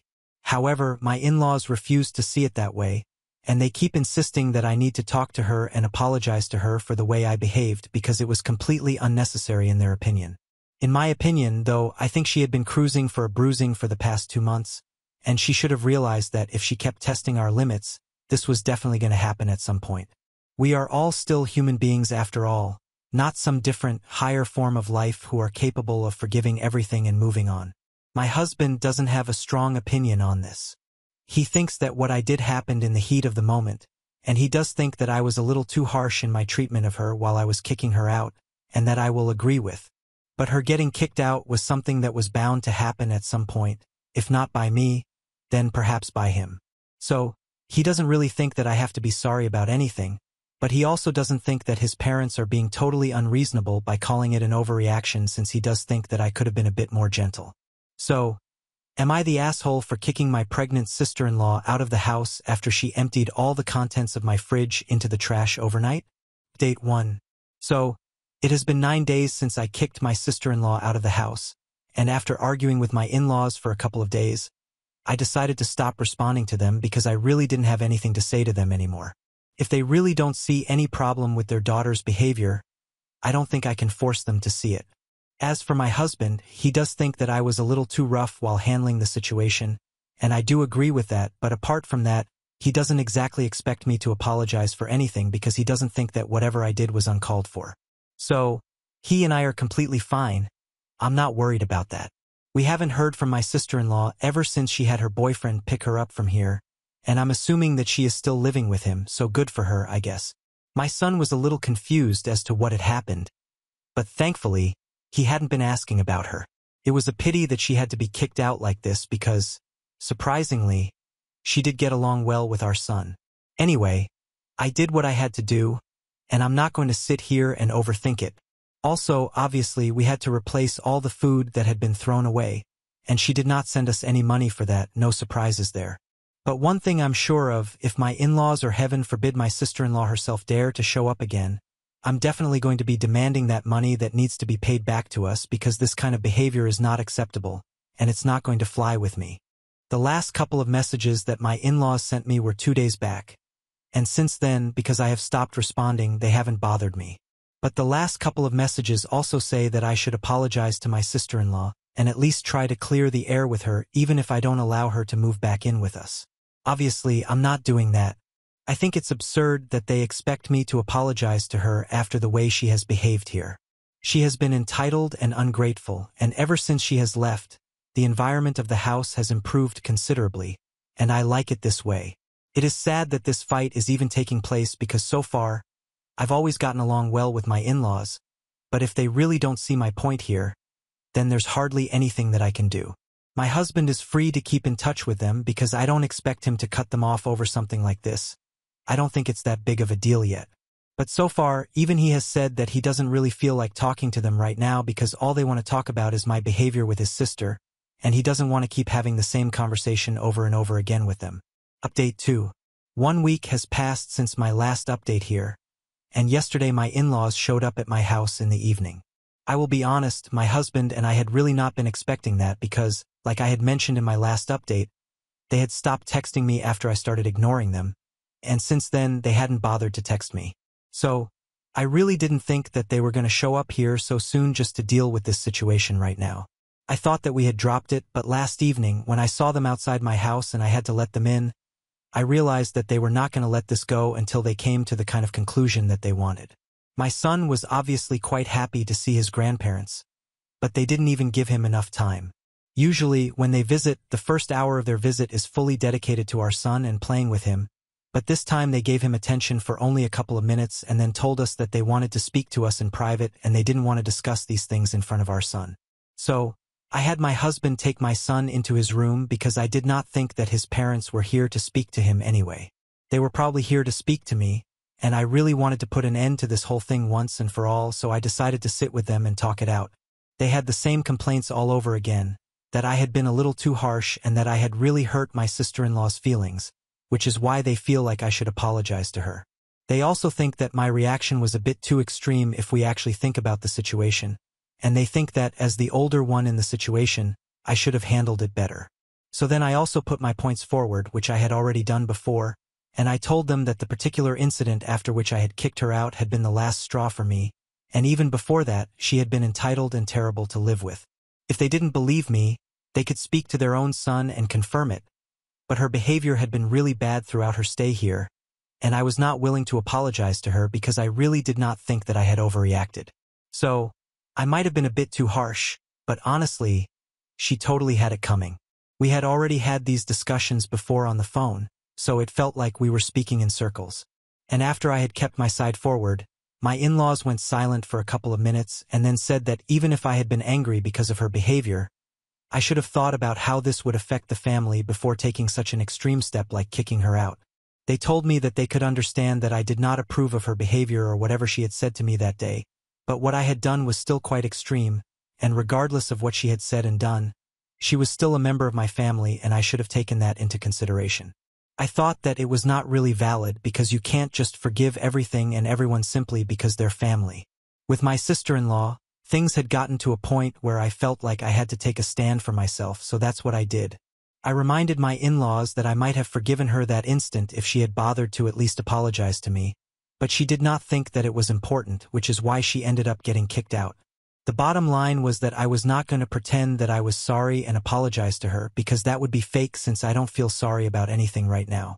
I said it in a very final sort of way because I had to work really hard to keep my temper under control while they were acting as if I was the bad guy in this situation all along, and I was getting exhausted from speaking about the same thing over and over again. So I hoped that they would take the hint, and thankfully they did. They realized that I was not willing to discuss this any further, and I had made up my mind that I was not going to be apologetic for anything that had happened. After that, they went silent again for a couple of minutes, and then they just abruptly got up and left without even saying goodbye. I was caught a bit off guard by that, but I said nothing and let them leave. It was obvious that they were not happy with my decision or the discussion that we had just had, but I had made up my mind and I had made things very clear to them. After they left, I told my husband how they had left as well, and the discussion that we had had, and now both of us think that we had said whatever it is that we had to say. There is nothing more that we want to add, so if they can come to terms with the fact that I'm not sorry, then good for them, and if not, then that's not our problem anymore. Update 3. So, after my in-laws visited us 2 days back, we did not have any contact with them, and we thought that this had finally blown over, but once again we were proven wrong by them. I really don't understand what their problem is, but they are taking things way too far because now they have reached out to my parents to speak to them just so they can get me to apologize.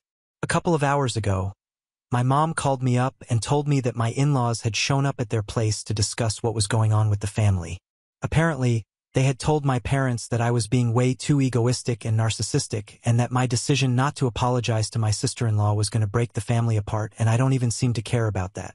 They approached my parents so they could talk some sense into me because the way that I behaved with them the other day that they visited was also quite rude, and they think that I'm becoming arrogant and more difficult to deal with every passing day, so something needs to be done about my behavior. I was furious when my mother was telling me about all of this on the phone, but unfortunately, she was calling me after they had already left, so I couldn't exactly go over to confront them about what they were doing. Thankfully, though, my parents did not really engage with them much and just told them that they didn't think that it was their place to be interfering at this point because I was a grown woman and I knew what was best for me. My in-laws did not seem to be happy with that response, but they left without saying much, just that they would appreciate it if my parents spoke to me about it and got me to realize that family was more important than my ego. I think it's really ironic coming from them because at this point, I don't even think that it's about an apology anymore. I think it's about getting their way and forcing me to live by their rules, and they are only unhappy that I'm not being a total puppet for them. Well, they can continue to be unhappy because my husband and I have just decided that we are going to completely cut ties with them. This is more than enough, and I think I have been respectful enough when they visited us last. But since they have chosen to lie about it and claim that I was disrespectful, I think I'm going to live up to that now. So far, I actually have been trying to deal with everything peacefully and not create more drama out of nothing. But I'm just exhausted now. I really can't force myself to care about their feelings constantly, especially when they are being so insensitive towards my feelings and are even being disrespectful towards my family. So, my husband and I are done, and I really don't think that we are going to be seeing or speaking to them anytime soon, not even if they apologize. We need some space and time away from them, so we're going to make sure that we do not have anything to do with them moving forward. Update 4. Hello guys, so a couple of weeks have passed since our last update, and since then we have blocked my in-laws. A couple of days after my last update, my in-laws reached out to me once again and sent me a text saying that my sister-in-law and her boyfriend had decided to get a place of their own, so she would not need to come back again. But apparently, she had left some stuff of hers back in the guest room that I had missed while packing for her, so she would send her boyfriend over to collect it. I replied to them saying that I was fine with it, and then they sent me another message saying that they were really disappointed in me. They also mentioned that they had visited my parents, but my family did not seem to be invested in making sure that the family stayed intact, and this whole visit here had been a terrible experience for them because they had finally seen a side of me that they had never even considered was there, since I had turned out to be pretty egoistic and selfish. After that message, I did not even bother to reply to them. I just blocked them. I had heard these things before as well, since that's exactly what they had said to my parents. They could have just told me that my sister-in-law's boyfriend would come over to collect some things of hers and ended it there, but I guess they couldn't help themselves but try to make me feel guilty anyway. After I blocked them, they didn't try to get in touch with me again, and neither can they get in touch with my husband since he has also blocked them. I didn't tell him to do so, he did it of his own will, but I'm sure that they will find a way to make it about me. And 3 days back, my sister-in-law's boyfriend finally showed up to collect her things. But the surprising fact was that she had also come with him. But all she did was just stand right outside the house and refuse to step in, and when her boyfriend came out of the guest room with all her stuff in a box, she made a whole show of repeatedly making sure that everything was there, as if we were thieves. Then she finally left and we shut the door behind her. Hopefully, now they will finally all leave me alone and get off my back. Either way, it doesn't really matter because I know that I have my husband by my side and their opinions really don't count for me. I'm happy without any contact with them. Now on to the next story. Story 5. I asked for an open relationship out of boredom. He agreed, but warned he'd leave if he fell for someone else. 8 months later, he did. 8 months ago, I, 25, female, asked my partner, 28, male, for an open relationship because I got bored with him. There was nothing particularly wrong, but he just didn't excite me much. He agreed, but he warned me that there was a catch. If I catch feelings for someone else, I'm going to leave you for her. And that's exactly what happened. Now I want him back in my arms. He left me for his new partner, a woman around 28 to 29 years old. What can I do to win the love of my life back? Comments. Comment 1. LOL, that's the ultimate reverse card for this situation. Big ups your XOP. Really? Comment 2. Yes, really. You played yourself. He didn't excite you, so you asked for an open relationship. And now you want him back when he caught feelings for someone else while in the open relationship that you asked for in the first place. You only have yourself to blame for this one. You should stay single for a while and grow up. OP. I don't want to be single. I want to prove to my boyfriend I can be better now. Comment 3. There's really no fixing this without a time machine. Comment 4. Well, if it isn't the consequences of your own actions through OP sowing. Haha. Yes, yeah. OP reaping. Well, this sucks. What the OP? Why'd he wait 8 months to leave me then? Comment 5. It can take time to develop feelings. Why does time matter? Whether it was 8 days or 8 months, he told you the risks. Update 1 to 3 days later. Probably nobody asked for this, but here's an update. I was kicked out of his house last Sunday. That's 6 days now, and I miss him excruciatingly. I will do anything to get him to return to me, but he looks happy on social media with his new partner that I'm pretty sure he was cheating on me with anyway. I tried calling him. No answer. I saw him in public and he pretended to not even know who I was. He won't acknowledge my existence. So, I went to our former place just to talk and things got hostile. His new girlfriend hates me for some reason. I didn't even know her, and she proceeded to try and attack me while he tried to split us up and get me out the door. When he had his back turned, she maced me, and now he's trying to file a restraining order on me. What did I do wrong? She attacked me and pepper sprayed me. How can I convince him he's dating a psychopath? Comments. Comment 1. Correction, he was dating a psycho. LOL. Leave that man alone. Learn from your and do better next time. Comment 2. You brought this all on yourself. He didn't cheat on you. You asked for an open relationship. This is the result. He dumped you for someone that loves and respects him. The only course of action you have open to you now is to walk away and get therapy. I'm in therapy already. Deleted. Comment 3. You need to find a better therapist, 'cause this one's not working. Update 2. This will probably be the last update. The restraining order has been filed and I am not allowed within 100 feet of my ex, Harry, and his new girlfriend, Jess. I'm planning to move back to my home in Arizona and start over. They're happy, and I just want to find peace with myself. Thanks for everyone's advice and opinions. Yes, I was already in therapy, and I am still in therapy. Please, anyone my age or younger, listen to my advice. TikTok is not cool. Please delete it. It's done me nothing but harm and other people's stupidity can really poison your minds. I'm living proof. Thank you. Take care. Comments. Comment 1. To recap, you wanted an open relationship. He said yes but told you if he felt a connection with someone else, then he would do the right thing and break off your relationship rather than have an emotional affair. You agreed. He felt a connection with someone and realized you're insane. He was upfront with you that he wanted to end things. You blame wanting the open relationship on your ADHD because you were bored. You then try to claim he cheated when you're the one that wanted the open relationship. You went to his house to start a fight. When you wouldn't leave their place, she rightfully maced you to make you leave. You call her a psycho even though you're the one that harassed them constantly. You think he was wrong for getting a restraining order against you even though you're the aggressor. You're now blaming TikTok for your actions. Did that sum it all up? Comment 2. This all started because TikTok told you to open your relationship. Honestly though, I hope you're able to build yourself a solid mental foundation before falling into another relationship. Deleted. She would not have even seen anything on it if she herself was not actively searching for info about open relationships. The idea was already in her mind before evil TikTok sent her all those supposed brainwashing videos on open relationships. I use TikTok and I have never seen one open relationship video pop up on me. I see plenty of makeup, fitness, paranormal, metaphysical, and wedding ideas, which is because the algorithms picked up on my interests. Anyone that is that impressionable in their late 20s that would use TikTok for their life's most important choices is someone whose maturity is quite stunted and probably should not be on the internet. Comment. I hate this. 27 degrees Fahrenheit, still suffering 2 years later. Update 2 years later. It's been 2 years. I've tried to stay offline and live life, but my ex and his now wife find new ways to live in my head rent-free. I wanted an open relationship. So what?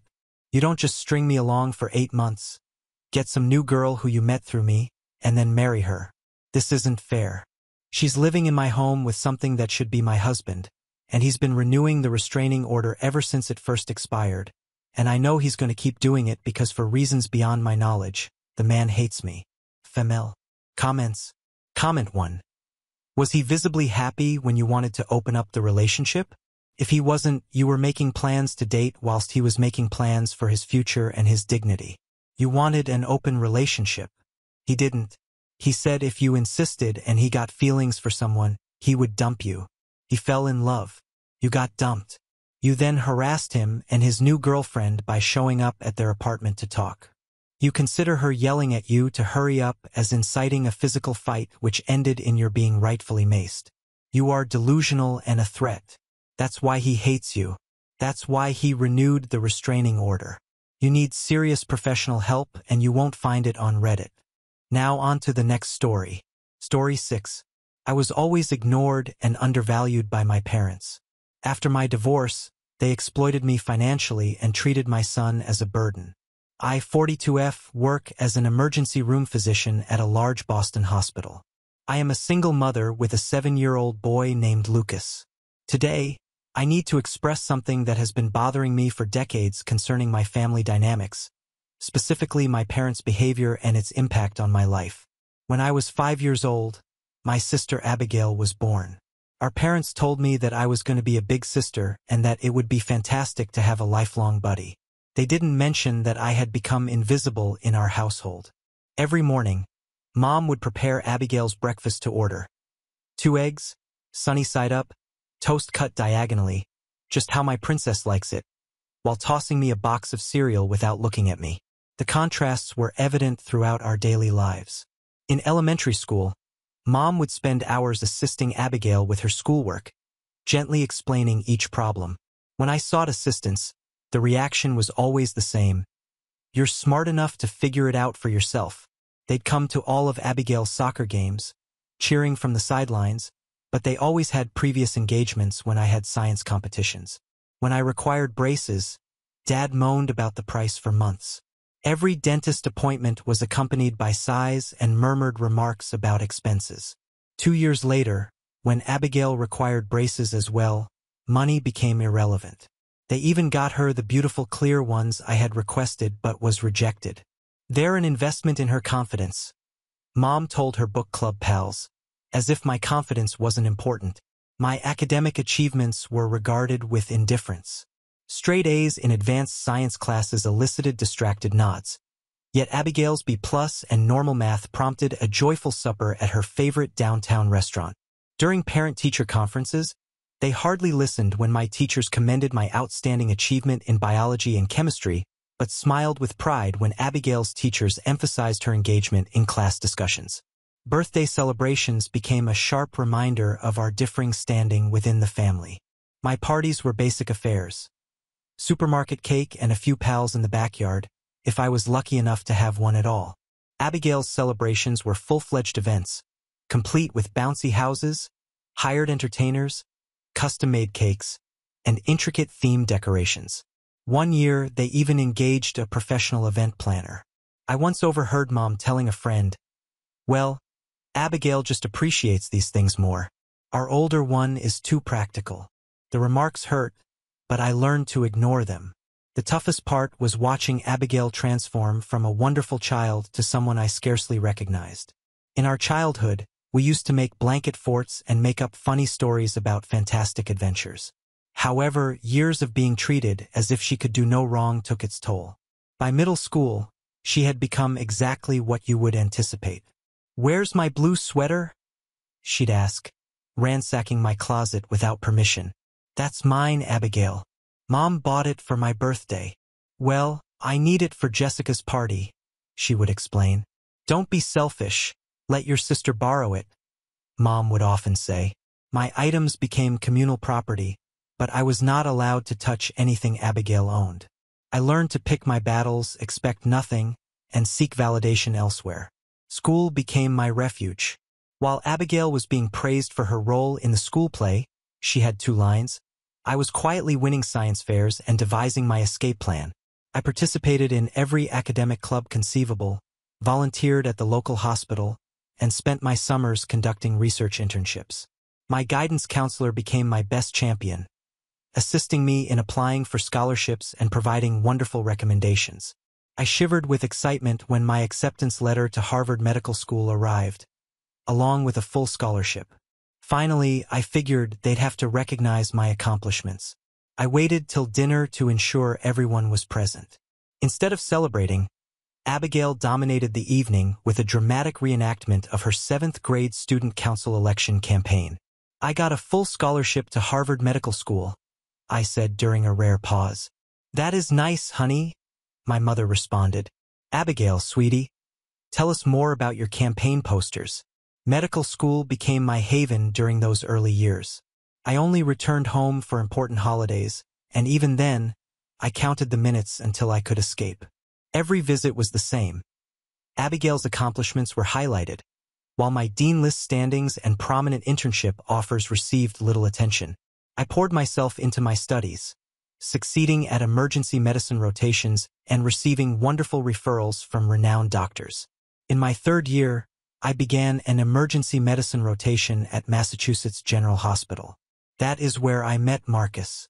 Marcus was a medical device sales agent showcasing new trauma equipment to the department. Despite my normal cautious approach to relationships, something just snapped between us. He was unlike anyone I'd dated before, genuinely engaged in my work, supportive of my career goals, and seemingly unconcerned by my ambitions. After graduation, we got married in a simple ceremony. I got a job in the ER at Mass General and everything felt fantastic. When our son Lucas was born, Marcus appeared to be the adoring father I had hoped for. We bought a house in a good school area, established a lovely nursery, and I felt I'd finally found the family life I'd always desired. But something changed once Lucas turned 1. Marcus became aloof, started working late, and canceled our date nights. Initially, I ascribed it to the difficulties of new fatherhood and my rigorous job as an ER physician. I suggested couples counseling, date nights, and even a trip, but he always found an excuse. Deep down, I sensed something was wrong, but I wasn't expecting what happened next. The confession happened on a routine Tuesday evening. I was feeding Lucas in his high chair when Marcus strolled in, looking as if he hadn't slept in days. "I need to tell you something," he explained, his voice quivering. "I have met someone else. Her name is Catherine. She is a patient family member, and I am in love with her." My world collapsed in that moment, but years of emotional suppression had trained me to remain calm. The divorce was unexpectedly cordial. Marcus went to Colorado with Catherine, but he insisted on paying substantial alimony and child support. "I may be a terrible husband," he observed at our most recent meeting, "but I won't be a terrible father." True to his word, he has stayed active in Lucas's life through regular video conversations and holiday visits. Marcus's family became an unexpected source of support after the divorce. Regardless of what happened to their son, Tom and Betty remained dedicated grandparents to Lucas, and their daughter Avery became the aunt my sister never was. Every time we visited their house, Lucas would light up and run right to the toy zone they had put up exclusively for him. Tom would get down on the floor and play with trucks, while Avery always had a new game or craft project planned. My own parents' home was a very different scenario. I tried to see them on occasion, hoping they'd want to bond with their only grandson, but their apathy was heartbreaking to witness. "Don't let him touch that vase," Mom would say, scarcely looking up from her magazine. "And make sure he doesn't run around too much, he'll scratch the hardwood floors." Lucas would cling to my leg, sensing the frigid air. The contrast grew much more striking when Abigail showed up during our visits. "Here's my successful girl," Dad would beam as Abigail walked in talking about her new job at a trading company. They'd completely disregard Lucas's attempts to show them his latest drawing, instead focusing on Abigail's every word about workplace politics and client meetings. I'll provide updates shortly regarding recent occurrences that have made me reconsider everything about my relationship with my parents. It's still fresh, and I need time to comprehend everything. For the time being, my emphasis is on my son and the family members who have demonstrated the true meaning of unconditional love. Update 1. Thank you all for your encouraging words.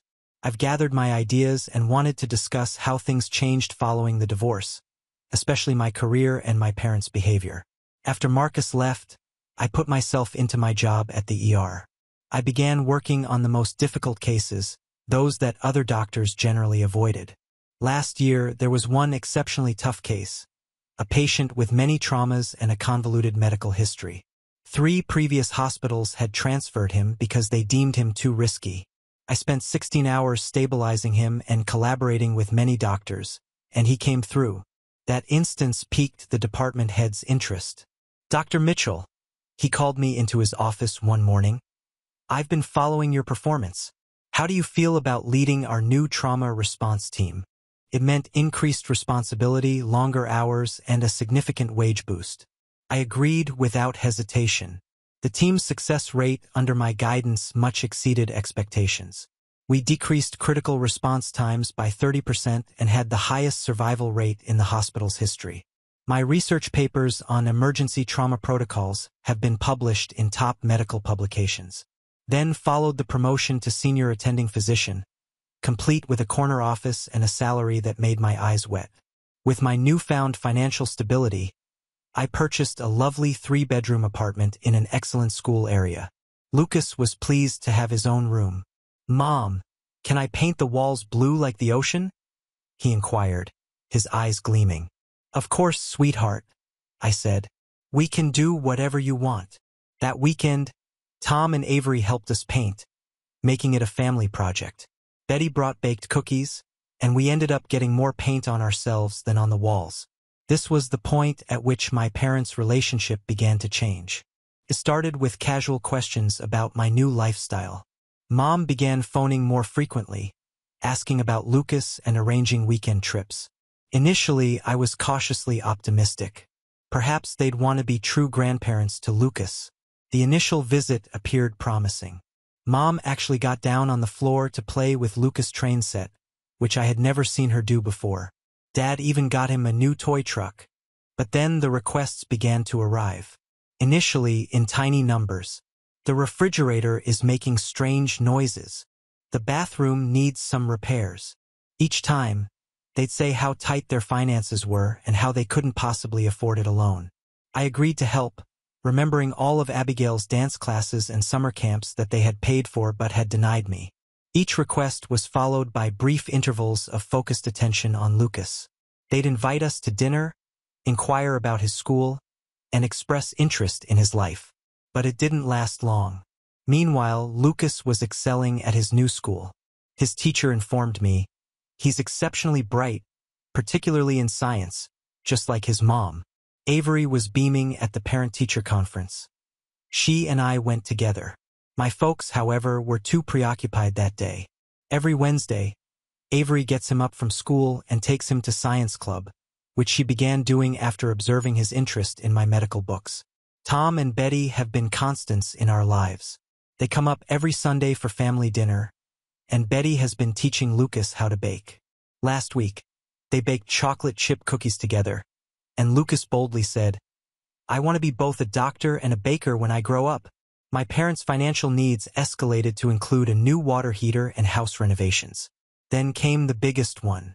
"Sweetie," Dad called one Sunday, "your mother and I have been considering acquiring a new car. The payments would be costly for us, but with your new position," they named a car that would have made me choke a year ago. Now it was manageable. What followed, however, really struck a chord with me.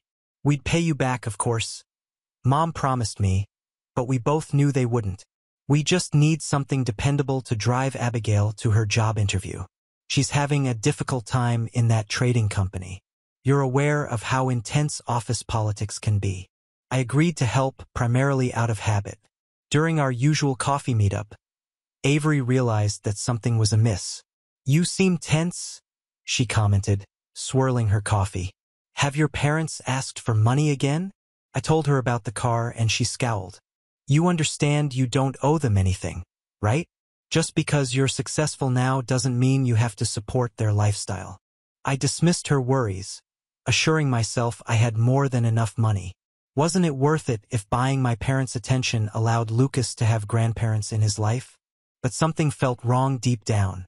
The way they'd casually discussed breaking off contact when I hesitated on a payment, and how their interest in Lucas appeared to be directly linked to my financial contributions.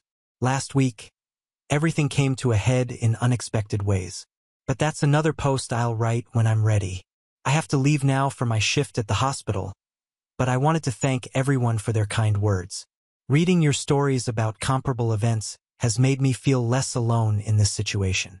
Update 2. The recent occurrences I stated have dramatically altered my outlook on my relationship with my parents. I need to explain what happened during my emergency hospitalization last week. I was in the middle of a presentation at our weekly trauma team conference when the first wave of pain struck, sharp and unexpected, causing me to double over in mid-sentence. Our senior surgeon, Dr. Henderson, identified the symptoms immediately. Classic appendicitis presentation. We need to get you into surgery. The irony of an ER doctor being an emergency patient did not escape my notice. My mind was racing with thoughts of Lucas as I prepared for surgery. He needed to get picked up from his robotics club in 2 hours.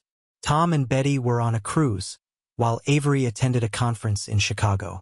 Under normal circumstances, I would never approach my parents, but I was out of options. I called Mom when the nurses started my four. It took 4 rings before she responded. Mom, I'm in the hospital. My appendix needs to come out immediately. Could you please pick up Lucas from school? I'll need someone to watch him for a couple of days while I recover. The silence that ensued was deafening. Oh, honey, that's not possible, she exclaimed, her voice abruptly icy. Your father and I are getting ready for Abigail's promotion party. She finally made junior executive at her company, and we're hosting 50 people at Luistro tonight. Mom, please, I cried, attempting to maintain my voice despite the mounting anguish. Lucas needs to be picked up in less than 2 hours. I don't have anyone else right now. The nurse adjusted my four and gave me a compassionate look. Well, that's not really our problem, she said harshly. We're in a hurry to get to the restaurant. We can't be babysitting right now. Besides, you know how Lucas is, always being so noisy and touching everything. It's quite a burden, really. I couldn't believe what I heard. A burden? He's your grandson. After everything I've done for you, I've been paying your car loan for the past year. Every time you needed money, she interrupted me with a laugh that froze me to the bone. Oh, we won't be needing your handouts anymore. Abigail's new position comes with an excellent salary. She's going to help us instead of you. The call went dead. I lay in the hospital bed, phone still clamped to my ear, tears mixed with cold sweat on my cheeks. The nurse softly touched my arm. Dr. Mitchell, do you have someone else we can call? I called Avery with shaky hands. She picked up on the first ring. Before I could finish explaining, she was already in action. Text me the school details. What time does he need to be picked up? Don't worry about anything else. I've already booked a trip back. We'll have a sleepover with my dog Max, won't we? Lucas enjoys playing with him. Anyway. But your conference. I started protesting. Stop it, Avery said forcefully. Lucas is my nephew. The conference can wait. Focus on getting better, okay? Lucas will be okay with me, I promise. The next thing I remembered was waking up in recovery, disoriented from anesthesia. My first conscious thought was about Lucas, but there was already a text message from Avery waiting. Lucas is having a blast. We made pizza and created a blanket fort. Max is on guard. Don't worry about anything other than getting better. She uploaded images over the next 2 days showing Lucas helping her bake cookies, falling asleep in a mound of plush animals, and building Lego hospitals, just like where Mommy works. When I was discharged, Avery took me home, having already stocked my fridge, scheduled a cleaning service, and set up a cozy recuperation area in my living room. When I went in, Lucas ran to embrace me, stopping just short when he realized I was ouchy. Aunt Avery let me help make breakfast every morning, and Max slept in my blanket fort, he stated triumphantly. The next day, while recovering from surgery, I came upon dozens of images from Abigail's promotion celebration, which had been posted on the same day I had surgery. Mom and Dad were beaming triumphantly beside Abigail in her expensive dress, with champagne toasts and an exquisite cake that must have cost a lot. Everyone was laughing and partying while I lay in a hospital bed, their grandson disregarded as a burden. That night, after Lucas had fallen asleep, I sat down at my computer. First, I canceled the automatic monthly transfer to my parents' account for their car payment. And then, I blocked them on all social media platforms. Looking at the framed photo on my desk of Lucas and me in the park, laughing together while Max chased bubbles around us, I felt something change inside me. I've been trying to buy my parents' love with money and tolerance for years. But real family, real love, is Avery flying back from her conference without hesitation, Tom and Betty FaceTiming Lucas every night while on their cruise, allowing him to show them his latest drawings, and Max the dog guarding my son's blanket fort while I'm in the hospital. I need some time to comprehend everything, but I'll post another update soon. For the time being, I'm focusing on recovery and being present for my son. The hospital granted me 2 weeks of medical leave, and Avery insists on staying with us until I'm back on my feet. Yesterday, she assisted Lucas in decorating my recovery room with his science fair paintings to make it pretty like the hospital, he stated honestly. But better because it has my art. The realization that my son has never experienced the kind of conditional love I grew up with makes all of this worthwhile. He understands that he is loved for who he is rather than what he can contribute. And that may be the greatest gift of all. I'll post update 3 shortly on what happened when my parents discovered their monthly car payments had stopped. But for now, I need to relax and enjoy this tranquil time with my true family. Update 3. First and foremost, I'd like to express my gratitude to everyone for their encouraging comments and messages, which helped me persevere through what followed. As many of you predicted, my parents did not take the canceled car payments well. It began with a flood of voicemails and texts, each more desperate than the last. I blocked their numbers, but they started using different phones. The messages ranged from guilt-tripping, "How could you do this to your own parents?" to angry threats, "We'll tell everyone you're an ungrateful daughter," to tearful pleas, "Please, we're going to lose the car because of you." There was no mention of Lucas in any of the messages, and there was no apology for how they treated us during my hospitalization. Everything was about them. Their demands, their car, their feelings, their social status. Then came the flying monkeys. Distant relatives and family acquaintances began phoning to tell me how I had broken my parents' hearts. "They're getting older," my Aunt Susan admonished. "It's your duty as their daughter to help them." I wanted to question where their sense of duty was when their grandson needed them, but instead, I simply blocked those numbers. Last Sunday, I was sitting in our backyard watching Lucas and Max play fetch while Avery grilled burgers for lunch, when a car I didn't know drove into my driveway. Mom stepped out with her best church social smile. "Paula, sweetheart," she shouted out, using my first name, which she only does when she wants something. "How are you? We've been worried since you stopped returning our calls." I stayed sat, keeping my voice quiet for Lucas' sake. "What do you want, Mom?" She sat on the edge of a patio chair and smoothed her fashionable skirt. "Well, since you asked, your father and I are in a bit of a predicament with the vehicle payments," she began, letting out that theatrical sigh I knew so well. "You see, we assumed Abigail would help us with her new position and all, but when we asked her," she stopped for dramatic effect, "she just refused. Can you believe it? She said she had her own expenses to worry about after everything we'd done for her." The irony was nearly too much, and I tried not to chuckle. "Oh," she said, her voice lowering. "We were hoping you could start helping with the payments again, just until we figure something else out." When I didn't react right away, she added, "We could lose the car, you know? And then how would we go to all our social engagements?" This time I couldn't contain my laughter. It spilled forth, sharp and bitter. "Mom, this isn't funny," she said. "We could lose the car." "Do you know what is funny?" I said. 3 months ago, while I was being rushed into emergency surgery, you labeled my son, your grandson, a burden. You couldn't be bothered to assist us since you were too busy celebrating Abigail's advancement. The same Abigail who now refuses to give you a cent. We were just busy that day. You know how these things are," she stuttered. "No, Mom. I know precisely what it was. I was helpful when I paid your debts. Lucas and I became problematic once you believed Abigail could replace me as your personal ATM. That is not fair. We have always..." "Always what?" I cut her off. "Have you always favored Abigail? Always treated me as if I were second best? Always took my assistance for granted until something better came along? Paula, please," her voice broke. "You called my financial assistance handouts, remember? Right before you hung up on me while I was in the hospital. So, guess what? The handouts are done.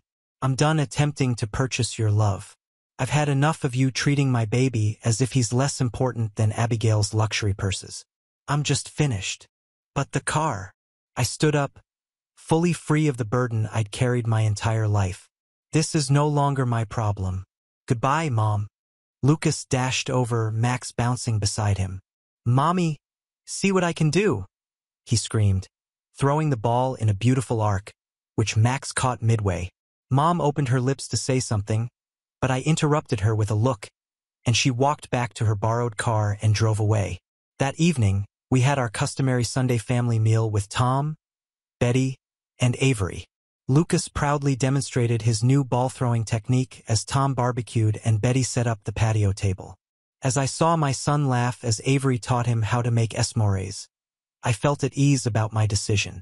Last week, Lucas brought home a family tree project from school, and he had put Tom and Betty right next to me, with Avery and Max nearby. Marcus had his own small branch, and we've maintained things friendly there with regular video chats and holiday visits. However, neither my parents nor Abigail appeared on the page. Is everything okay, Mommy? He asked, showing me his work. Miss Johnson said family trees generally include more members, but I told her these are all we need.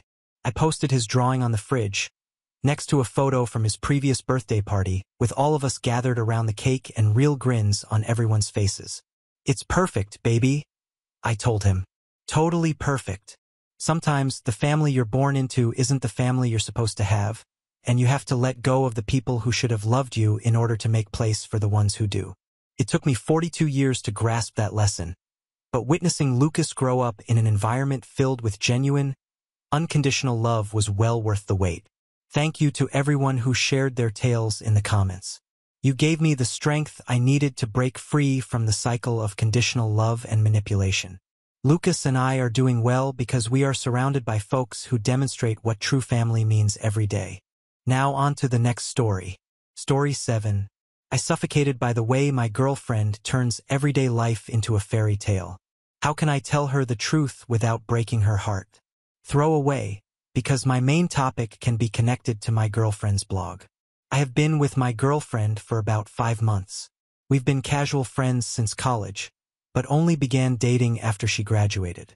We get along really well. When I say princess syndrome, I don't mean that she is spoiled or entitled, because she isn't. Her clothes seem to take over her life. She dresses like a sort of fairy tale princess on a near daily basis, excluding at work. Long frilly skirts, lacy blouses, things like that. It works for her because she is very pretty and can pull it off. At first, I found it to be very endearing, but then I became aware of how much time she spends on her outfits. She runs a blog that has a sizable amount of followers, and she is constantly posting outfit pictures, links to clothing items and whatnot. She spends a few hours a day on her blog at least. Then she spends time sewing items for new outfits or for her store. When we go out, we get a lot of stares at what she's wearing. I've also caught people sneaking pictures of her on their cell phones. This attention makes me uncomfortable. I have asked her to tone it down a bit, but she took that to mean not wearing anything in her hair when we're out together. I have told her several times that I love her just the way she is, but she seems to brush it off. I had hoped when she started her new job in the career of her choice that she would become more serious, but her new boss and coworkers encouraged her. I worry that people won't take her seriously or miss how kind and intelligent she is. How can I talk to her about dressing more appropriately without hurting her feelings? Update 1. Too long, didn't read. Girlfriend dresses like a princess. How do I talk to her about it? Relevant comments. Commenter. Sounds like you have to get over your insecurities. This is her hobby, her interest, and she's getting positive reactions. You shouldn't be trying to change her, especially when it was something that initially drew you to her. OP. I guess I'm having trouble seeing clothing as a hobby. I play video games as a hobby, but that doesn't cause strangers to take pictures of me when I'm trying to shop at the supermarket. I get your point that it initially drew me to her because it did. That's fair. I guess I didn't think that it would be such a constant thing in her life, especially after she graduated. Commenter. So you love her just the way she is, but you're assuming she'll take that to mean she should change how she is? That doesn't make sense. This is how she is. She enjoys dressing up like this. She posts outfit photos online because she enjoys it so much. Other people encourage her because they do like how she is. If you don't like the attention, ask her sometime to just go out with you while she's wearing a casual outfit. But keep in mind that she already loves what she's normally wearing. OP. This is my problem. How do I ask her to dress more casually around me without her misinterpreting what I mean again, and also not hurting her feelings? I can think of ways to say one half of that, but it doesn't work with the other half. Commenter. If you love her the way she is, why do you want her to change? Just curious. OP. She doesn't need all the frilly stuff. She'd still look like a princess. And it's one thing for an artsy college student to dress alternatively, but she's a 23-year-old woman now. I feel like her clothing masks how smart she is and makes her appear shallow. Is it for attention? I do think it's an attention thing. She says she doesn't care about what people think about her, but she spends so much time on her blog replying to comments and such. I kind of doubt it. She also has told me that she loves being approached by little girls while she's dressed up, which definitely makes me think it's about attention. She doesn't dress inappropriately by those standards. She is well-groomed and doesn't show much skin. But is it appropriate to wear lacy dresses and flower crowns to the supermarket? Again, it attracts unnecessary attention. Update 2. I didn't plan on updating, but things changed. I realized from my last post that I needed to be more supportive but also communicate on how she could dress down on certain occasions so we could both be comfortable. Well, I never got a chance to talk to her about it. Last week, she called and wanted to stop by my apartment after work. When she got there, I offered to make dinner, but she said she couldn't stay and we had to talk. I jokingly asked if she was breaking up with me, and she looked really guilty. You can see where this is going. We talked about how we were in different places in life and had different goals for the future. Well, she talked, but I agreed. It was a pretty amicable breakup, even though I felt blindsided. We agreed to stay friends. I've never been dumped before and it's awful. I'm having trouble with the whole social media thing post-breakup. I want a way to keep in touch with her, but as soon as her relationship status changed, all these alternative-looking guys have been liking her posts and commenting on her pictures. I don't think she's seeing these guys, but it still hurts. My friend wants to set me up on a date, but I don't know if it's a good idea. Relevant comments. Commenter. Fickle is the head that wears the flowered lace crown. It was never going to work out anyway. You had some laughs and some good times. Enjoy that and move on. OP. I understood some of her reasoning. Mainly, I want to move out of the city once my lease is up, and I wanted her to move in with me. I was worried about the long distance.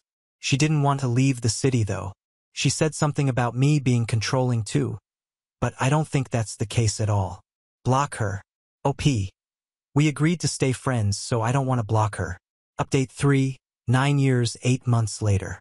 I was going through an old email and found this account again. I was surprised I could still log in, and even more by the amount of people who had reached out to me. It's a bit embarrassing to relive this breakup from almost 10 years ago. In retrospect, it wasn't meant to be, and I think I was reeling more from getting dumped than the loss of the relationship. I am 33 now and married to a wonderful woman, 31 female. For 4 years. I learned my lesson about supporting my significant other's hobbies. My wife loves running and baking. We have a daughter who is turning 3 this year. I want her to be free to dress herself how she likes, as long as it is safe, of course. I would do anything for them. I am still friends with my ex-girlfriend on social media. We don't talk, but we like each other's posts. She is married to another woman now who also dresses differently. It's not as frilly as she used to dress, but still unusual. Her pictures look like something out of Green Gables. She seems very happy on their farm together too. Too long. Didn't read. Was dumb in my early 20s. Got over an old breakup and now I am married and happily supporting my wife's hobbies. Relevant comment. Commenter. Can we expect an update in 10 years when your daughter has become a teenager and developed princess syndrome? Also, congratulations on your life. OP. Well, she does love pink and purple. Now on to the next story. Story 8. Mom sold our dad's house to buy her new husband a boat. Now she's begging me for a place to stay after he left. Behind our backs, Mom sold our dad's house to purchase a yacht for her unemployed new husband, who later left her for someone else. She spent all the money and now begs to live with me. If that's the right description in this context, my 50th mother has had a pretty interesting life. My grandparents felt that women should take care of the home and family, so it was okay that she was never a good student. She still adheres to the same values that she was raised with. At the age of 20, 2 years after graduating from school, she married my dad. She gave birth to my older sister, Jasmine, now 29F, when I was 21, and to me, Bianca, now 27F, 2 years later. Dad was always closer to my sister and me. He was quite supportive, although he didn't agree with Mom. He made it a point to always be there, enrolled us in a number of extracurricular activities, and pushed us to succeed academically. I enjoyed drawing, so Dad surrounded me with art tools. Dad also made sure my sister never missed a day of soccer practice since he saw her potential there. My mother was tremendously annoyed by the fact that he was constantly there for us. She disapproved of our pastimes. She disliked that we were intellectually minded, and as a result of our nature and Dad's encouragement, she actually lost a lot of respect in her family. We were disliked by my maternal grandparents in particular. When Dad died when I was 11, everything changed. He died a few days after being hospitalized following an automobile accident. My mother suffered a severe financial and emotional setback as a result, and naturally so did the rest of us. We were done financially, but I don't want to discuss the mental turmoil we endured since it is irrelevant. We didn't have enough insurance to pay for the thousands of dollars Dad's hospital stay had cost. My mother had no savings of her own because she was unemployed, and the majority of his savings were used to cover the bills. I recall that we had to sell a lot of our belongings. A few weeks following his passing, my sister stopped attending soccer practice. I sold my painting supplies, and we were assigned housework. I detested every aspect of my life's transformation, but since I was still reliant on my mother, there was nothing I could do about it. My paternal grandparents helped out at that point. They lived 3 states away, so we didn't see each other very often and had never been close, but they were always kind to me when I did see them. My grandfather was startled to learn that Mom had sold my belongings to make ends meet. When he came to see us, he offered to pay for our interests and pastimes, but my mother rejected the idea, claiming she needed the money to support us rather than defend our useless interests. She advised him to send money for power or groceries if he so desired. My grandfather became irritated and offered to cover the additional expenses if she worked to earn a living. She was in charge of making sure we survived, and he would only assist if she did her job. That's what happened when my mother said no. My mother was still receiving donations from family members and hadn't begun working at that time. Additionally, we had a lot of these handouts in some months and almost nothing in others. Our expenses were primarily covered by her parents, because she sincerely believed that it was a man's job to provide. She flatly refused to find a job, claiming that the males in her family had a responsibility to support her. For several months, this continued and her parents felt sorry for her and us, and they took care of us. However, that money suddenly stopped being received on a regular basis. Due to Mom's extreme financial hardship, Jasmine and I had to work to supplement our income. We could be seen at a neighbor's house every weekend weeding their garden, strolling their dog, etc. Even though it was difficult, Mom didn't start working. When her parents finally had enough, they sat her down to have a conversation. They informed her that they could no longer provide for her and us, since they had made plans for how they would spend their retirement years and could no longer afford to care for us. Mom was really surprised by this since she had thought that because Dad had passed away, her father should be responsible for looking after us because men provide.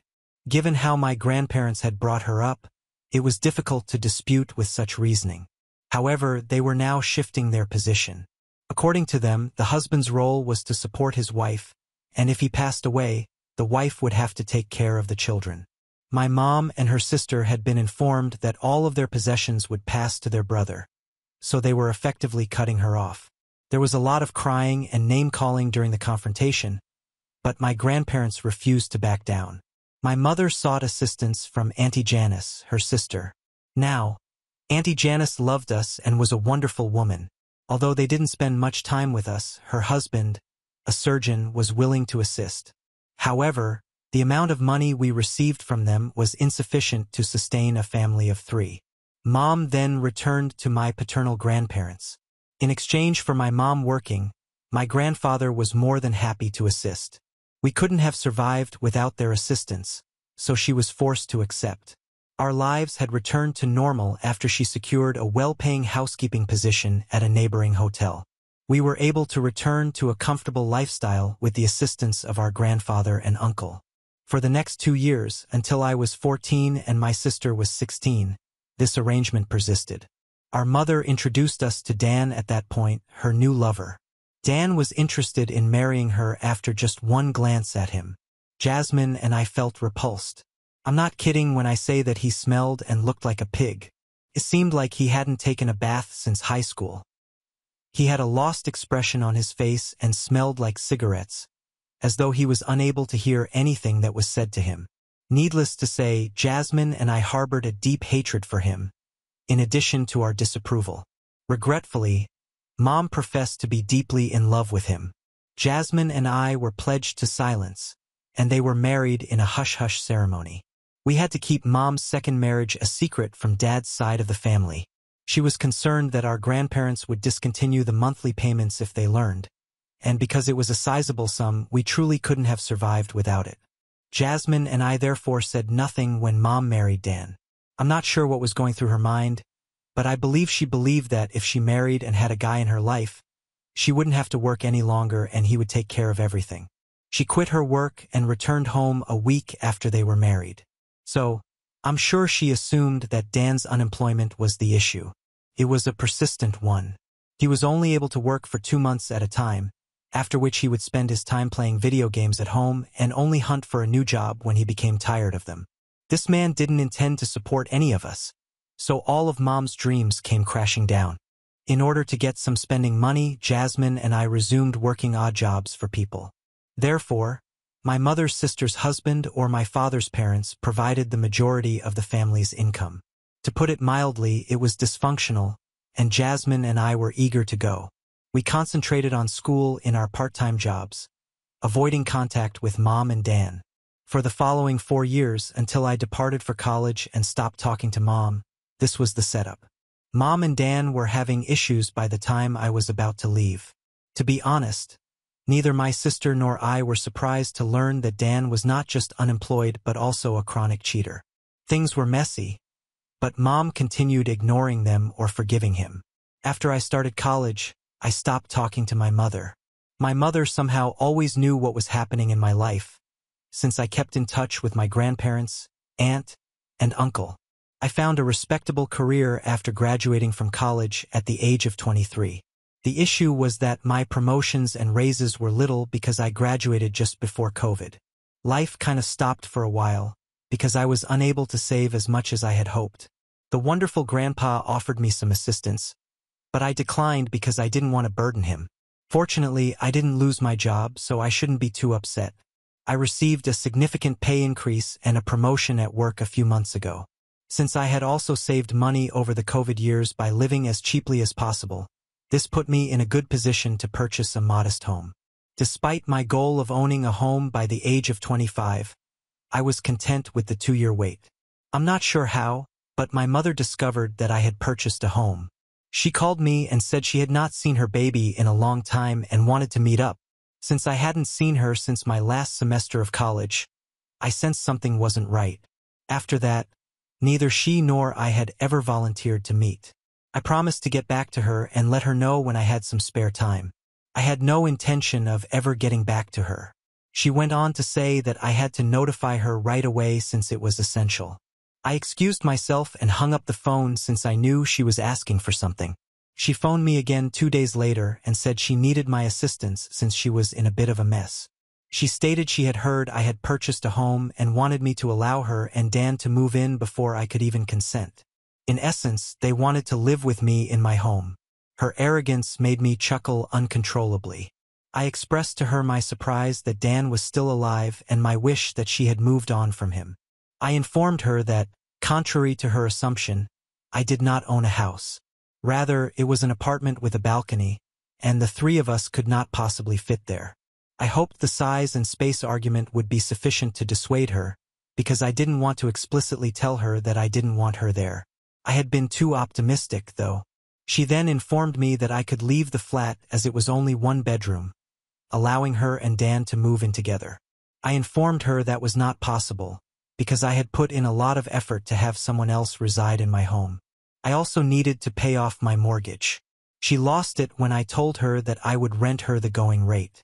She began yelling at me, claiming that she hadn't brought up her daughters to be such leeches, and that she couldn't believe I was renting for my own mother. She could go somewhere else to beg for crumbs, I told her. And I didn't have time for her or her yelling. I blocked her after hanging up.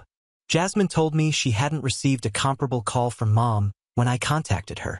A month has passed since their last conversation, during which Mom inquired about her residence. Jasmine informed her that she and her partner had moved in together and were saving money for a home. Why Mom needed a place to stay in the first place was beyond me. Dan had moved in with us in our dad's old house, where we grew up, and she still owned it. I didn't understand why she felt the need to relocate so quickly. To inquire about the residence, I gave my paternal grandparents a call. I finally realized what was actually happening at that point. My grandfather's name was on the house where we were raised. When my grandparents died, it was technically meant to go to Dad. It was agreed that my father and his brother, our Uncle Liam, would each receive a house that belonged to my grandfather, allowing them to live there without paying rent.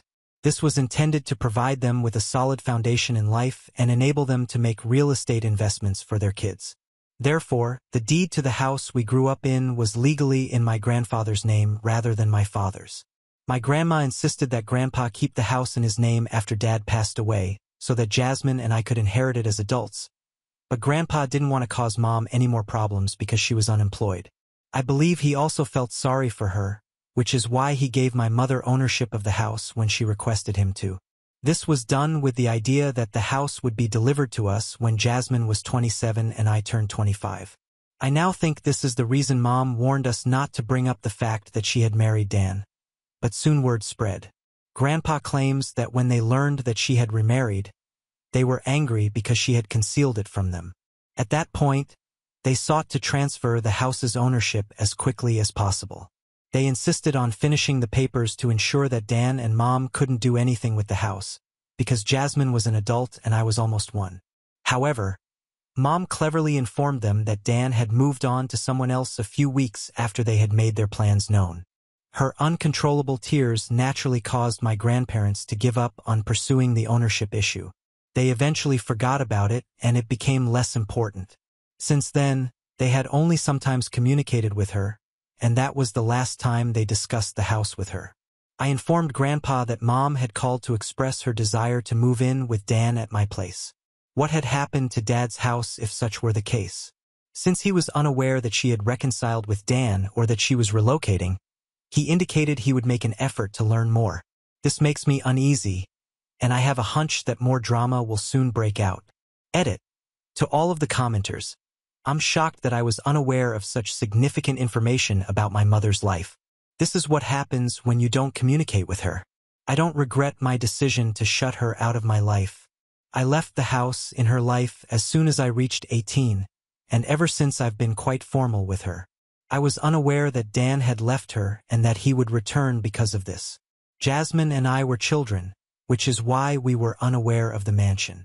Both our grandparents and our mother were supposed to keep us safe. For this reason, the subject of real estate or home ownership was never discussed. We were minors at the time, and Grandpa and Grandma were dealing with our mother, who was meant to look after us, not defraud us, so they never considered talking to us about it. Jasmine and I are currently unaware of what transpired with Dad's house, but we plan to ask Mom and, if necessary, plan an intervention. I'll keep you all informed.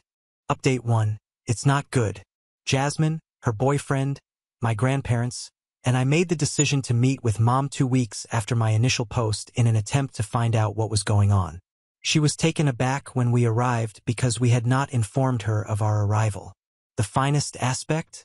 A young couple opened the door when we arrived at our house, which was Dad's house and the place we grew up in. They claimed to be the property's owners, But at first we assumed they were Dan's family or perhaps Mom's acquaintances. They were telling the truth, but I didn't trust them, so I wanted to laugh. Without telling Jasmine or me, or obtaining my grandparents' approval, Mom had sold the house. It's also interesting to note that the sale took place more than 6 months ago. There is nothing we can do now because she secretly sold our house 6 months ago. Regretfully, she was the legitimate owner of the house and had the right to sell it, because my grandparents never finished the paperwork and ownership transfer. Everyone is shocked by this, and we all feel deceived and repulsed. We made an effort to locate her residence. It was in a one-bedroom apartment in a seedy part of downtown, surrounded by junkies. I wasn't shocked to see that this was Dan's apartment, because he seemed to be a junkie himself.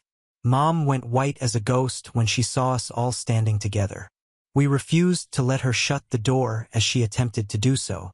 Fortunately, Jasmine's boyfriend, who is 6 feet 4 inches and somewhat scary, was with us. Dan was sitting on the couch, smoking a cigarette and wearing a disoriented expression, as we pushed our way inside. Mom gave us a tense greeting, but we immediately attacked. I informed her that Mom had sold Dad's house without telling Jasmine, me, or our grandparents, and that I knew it was meant for us. She started crying and claimed that Dan wouldn't have returned if she hadn't done it. She basically broke down in tears as she related how Dan had abandoned her twice for 2 separate women. Grandpa had truly departed when Mom told him Dan had left during their talk about the house. For him to return, she had to beg and plead. After being evicted from his new girlfriend's home, he eventually came back. Then, a year later, Mom discovered that he was having an affair with a girl who was just barely out of her teens. I simply stared at her as if she were crazy. When he was so troublesome and not supporting her in any manner, I questioned why she hadn't left him. I didn't have the patience to feel sorry for her, and she didn't respond to that. My grandmother was enraged. She yelled at her mother, telling her that she didn't want to hear justifications for her extreme failure. The house Jasmine and I were meant to live in was all that mattered to her. According to Mom, Dan wanted to purchase a yacht, so she sold the house. I don't know much about boats, but I do know that this man decided he wanted a boat after working as a coast guard at a beach a few miles away for a few months. If Mom didn't assist him in purchasing one, he threatened to abandon her once more. Thus, my mother, the world's greatest genius, sold her home and spent a portion of the proceeds to purchase a boat for this fool. She handed him the remaining funds rather than keeping them for herself. He used every last cent of it. He had to sell the yacht and purchase the apartment they were residing in when they had nothing left. And you know what? They detested it. Mom wanted to ask if I could allow her and Dan to remain with me because of this. When her story was over, she conceded defeat, stating that she was certain I would no longer allow her to remain with me. Jasmine attacked her before I could respond. And wow, she was vicious. She enumerated the ways in which Mom had failed Dad as a wife and us as a mother. In order to support her uncaring husband, she had taken away the one thing that would have allowed us to remain connected to our father. She informed Mom that she would never hear from her again and that she was dead to her. I agreed with Jasmine, but I was still in shock and couldn't say much. I didn't want to do anything with my mom. Mom broke down in tears and said that she didn't deserve to be treated this way. We informed her that she did. Most significantly, she had deprived us of a link to our father in our early years. She had also stolen from our grandparents. We had no intention of ever forgiving her. We went out. She has since attempted to contact our grandparents and us, but none of us are able to get through to her. The money and property are permanently gone, and there is nothing we can do about the house. Although I realize it's a pipe dream and not really realistic, I'm thinking about accumulating money and purchasing it if it ever goes up for sale again, since I don't want to lose that aspect of my youth. My grandparents are devastated and incensed, but they are unable to help. We keep telling Grandpa that he couldn't have known she would do this, but he still curses himself for putting his trust in her. It's just a depressing situation, and we all feel powerless. Now on to the next story. Story 9. I walked out of the wedding after being humiliated by the groom's best friend with a cruel prank in front of all the guests. Hey Redditors, this is a furious venting session. A scream for help? But don't worry, I'm feeling better now. It's just the feminine wrath right now. I'll get right to the point and provide an unbiased perspective. So, I left my groom at the altar 8 months ago. Yeah, I understand how that sounds. But before you pass judgment, please hear me out. The person who ends a relationship is typically regarded to be callous, because how can they be upset when they instigated it, right? But this is not true. People in my circumstance will know what I'm talking about. While everyone sympathizes with the individual who is dumped, no one appears to care about the person who musters up the fortitude to stop the relationship. I'm not condoning toxic people who harm their spouses, but some people simply make you unhappy till it becomes your reality. Can take numerous forms. Some males exhibit emotional distance. Some people are always too busy with everything but their partners. Some people lack the courage to stand up for their spouses. Some people mistreat their relationships and dismiss them as mere jokes. Some undermine, gaslight, and deflate their confidence if they do anything slightly excellent to shine or achieve success. My boyfriend possessed all of these beautiful characteristics. Yes, that is a sigh. Let's not even get started on dissecting the character of his excellent best friend, who possessed all of these attributes to an even greater extent. For a long time, these two men made my life terrible, and I assumed that this was how one should live. The tranquility that I now have in my life after kicking them out is out of this world. However, they have returned and are wreaking havoc because who else yells chaos besides them? So, to help you comprehend this, I'll take you back to my college days. Yes, I admit it, I was stupid enough to date this man for 4 years. But honestly, I was the stupidest person to accept his proposal and chose to marry him. My ex and his best friend have been close since kindergarten and are quite similar. The same sexist, misogynistic, insecure, and overconfident characteristics. It wasn't always this horrible. I had good days with my ex. Initially, he was rather charming. And believe me when I tell you, that man knew how to be charming. He tried to impress me, and it worked. The first few months went pretty well. After that, the layers began to peel off, revealing his true self. It began with him being constantly unavailable and busy while partying with his friends. This was what sparked the problems. And then he gaslighted me, convincing me that I was insane and delusional for questioning why he wouldn't give me his time. This lasted for quite some time. When college ended and I was seeking work, he'd laugh in my face in front of our pals and encourage others to join in. His approach went something like this. You'd never get hired, lol. Even if you do, you'll be fired. This came from my man. And his best friend, who seemed to relish this, would always say, "Thank God you're pretty. They hired you as eye candy, lol." Felt disrespectful and irritating. And my ex would only chuckle. Every time I argued with my ex, he told all of his buddies about it. He would incorporate a third party in our discussions. And his closest buddy would call me all kinds of names and characterize me as a dramatic and impulsive woman. The stereotypical woman who overreacts to everything and obsesses over little matters. They'd make fun of me everywhere, and it was hurtful. He'd make comments about my beauty, my sense of style, and so on, while my ex would just sit there and chuckle. Now, if I start talking about these things, I'll be able to provide innumerable examples, but that is not what we are here for. As the wedding planning began, it was literally his closest buddy who made all of the decisions. I was the bride. I was going to have my dream wedding. But no matter what I wanted, we'd only go with what his pal chose. At times, I felt as if he was deliberately choosing something I didn't like just to spite me. For example, I dislike orange flavor, but he chose it for my wedding cake. My ex chose the same option as his pal and forced me to follow suit. Even my wedding gown wasn't my choice. This man, my ex's best friend, was a perfectionist. My fantasy dress was allegedly too garish for his tastes. Everything went on, and I persevered till I couldn't. On my wedding day, something terrible occurred. But now, as I look back, I'm grateful it happened. So, my ex's best friend wanted to have fun by planning a prank that was quite rude. And that is not all. He also used some harsh words. I will explain. Pregnant woman was carried inside. And it was proclaimed by none other than my groom's best man, his best friend, that he should not marry this stupid, ugly hag, referring to me. He already had a wonderful girlfriend who was pregnant with his child.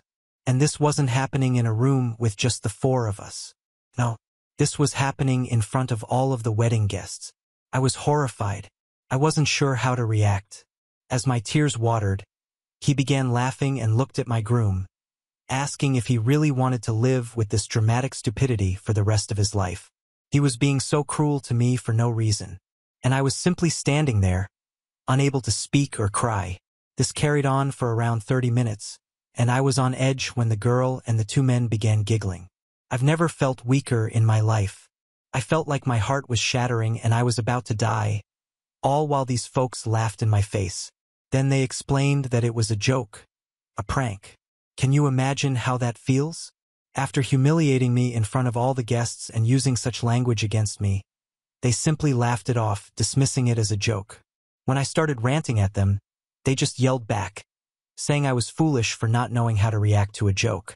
That was enough to make me realize that I did not want to cope with this for the rest of my life. And so I departed. I simply abandoned my groom at the altar and walked away. They attempted to remedy it, but I left and went missing for around 2 weeks. I needed time to recover from this intense mental anguish.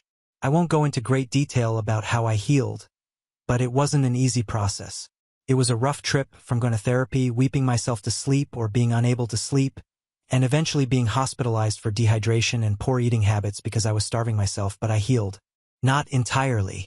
Even so, thinking about it all made my eyes water. But I was also working on rectifying it. That's what had to be fixed. Not my shallow relationship, which this nasty man is currently attempting to heal. As I already stated, it has been 8 months, and my ex's best friend is taking his role as a best man a little too seriously after spoiling my wedding himself. Call after call, text following text. From coming to my house to showing up at work, he has done everything he can to make me want to go back to my ex. He believes that this is simply a problem that should be fixed. When I plainly stated that I had ended the relationship and had moved on, he merely asked whether I was dating anybody new. If I had another man in my life, he would most likely leave me alone.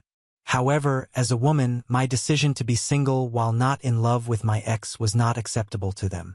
It was an issue that needed to be resolved. A dumb prank that escalated and now needs to be solved. I'm so done with this. It is mentally taxing because every time this man tries to talk about the past, it brings back unpleasant recollections. Give me some guidance, gentlemen. Update 1. Thank you so much for your kind compliments. When I thought about writing this, it was more of a venting session. I did not anticipate people to be so involved. Reading your comments made me feel like a movie character, and you're all developing your own theories. So, I saw a couple comments discussing a restraining order, and I think it's a wonderful idea. I'm not sure why I didn't think of that myself, but it's never too late. Speaking about my current circumstances, things are getting pretty annoying because he has started calling my pals after I blocked his phone number. This is quite frustrating. I'm simply attempting to live my life in the greatest way possible, and he is doing everything he can to avoid it. I'll obtain that restraining order. You know? Update 2. Guys, I received the restraining order. And guess what? I received a text from my ex's best friend's girlfriend who claimed that her partner was simply being nice, but my move made her believe that I was not worth it because it was such a dramatic thing. Like, dude, is their entire tribe going to annoy me now? I'm really frustrated. Literally, there's so much. It's all the same old drama, and I'm over it. Update 3. Hello there. Hopefully, this will be my final post. I'm not sure if this was the appropriate thing to do. I contacted my ex and we had a lengthy chat.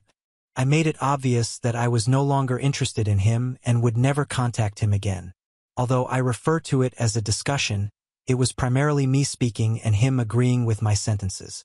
I told him that if his friend didn't stop, I'd have to take severe legal action. As if the restraining order wasn't enough, he told me that I would not be harassed again and that he would speak with his friend. It's been a week and I haven't heard from him or his best friend. I really hope it stays like way because I am so over these people and I don't trust them at all. Venting over here has been helpful and you all are nice people. Thanks. I'm gonna sign off for now. Comment.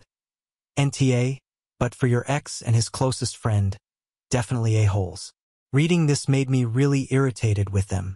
I cannot comprehend how you put up with such behavior. Now on to the next story. Story 10. My boyfriend deleted my sim saves from 2017 out of jealousy. Smashed the backup USB as I begged him to stop. I broke up with him. Let's just start by saying that I, 24, male, love my girlfriend, Aaliyah, 20, female, very much. She's a super hardworking girl, and she spends a lot of her time on classes, trying to get the highest grades possible for applying to nursing school in the near future.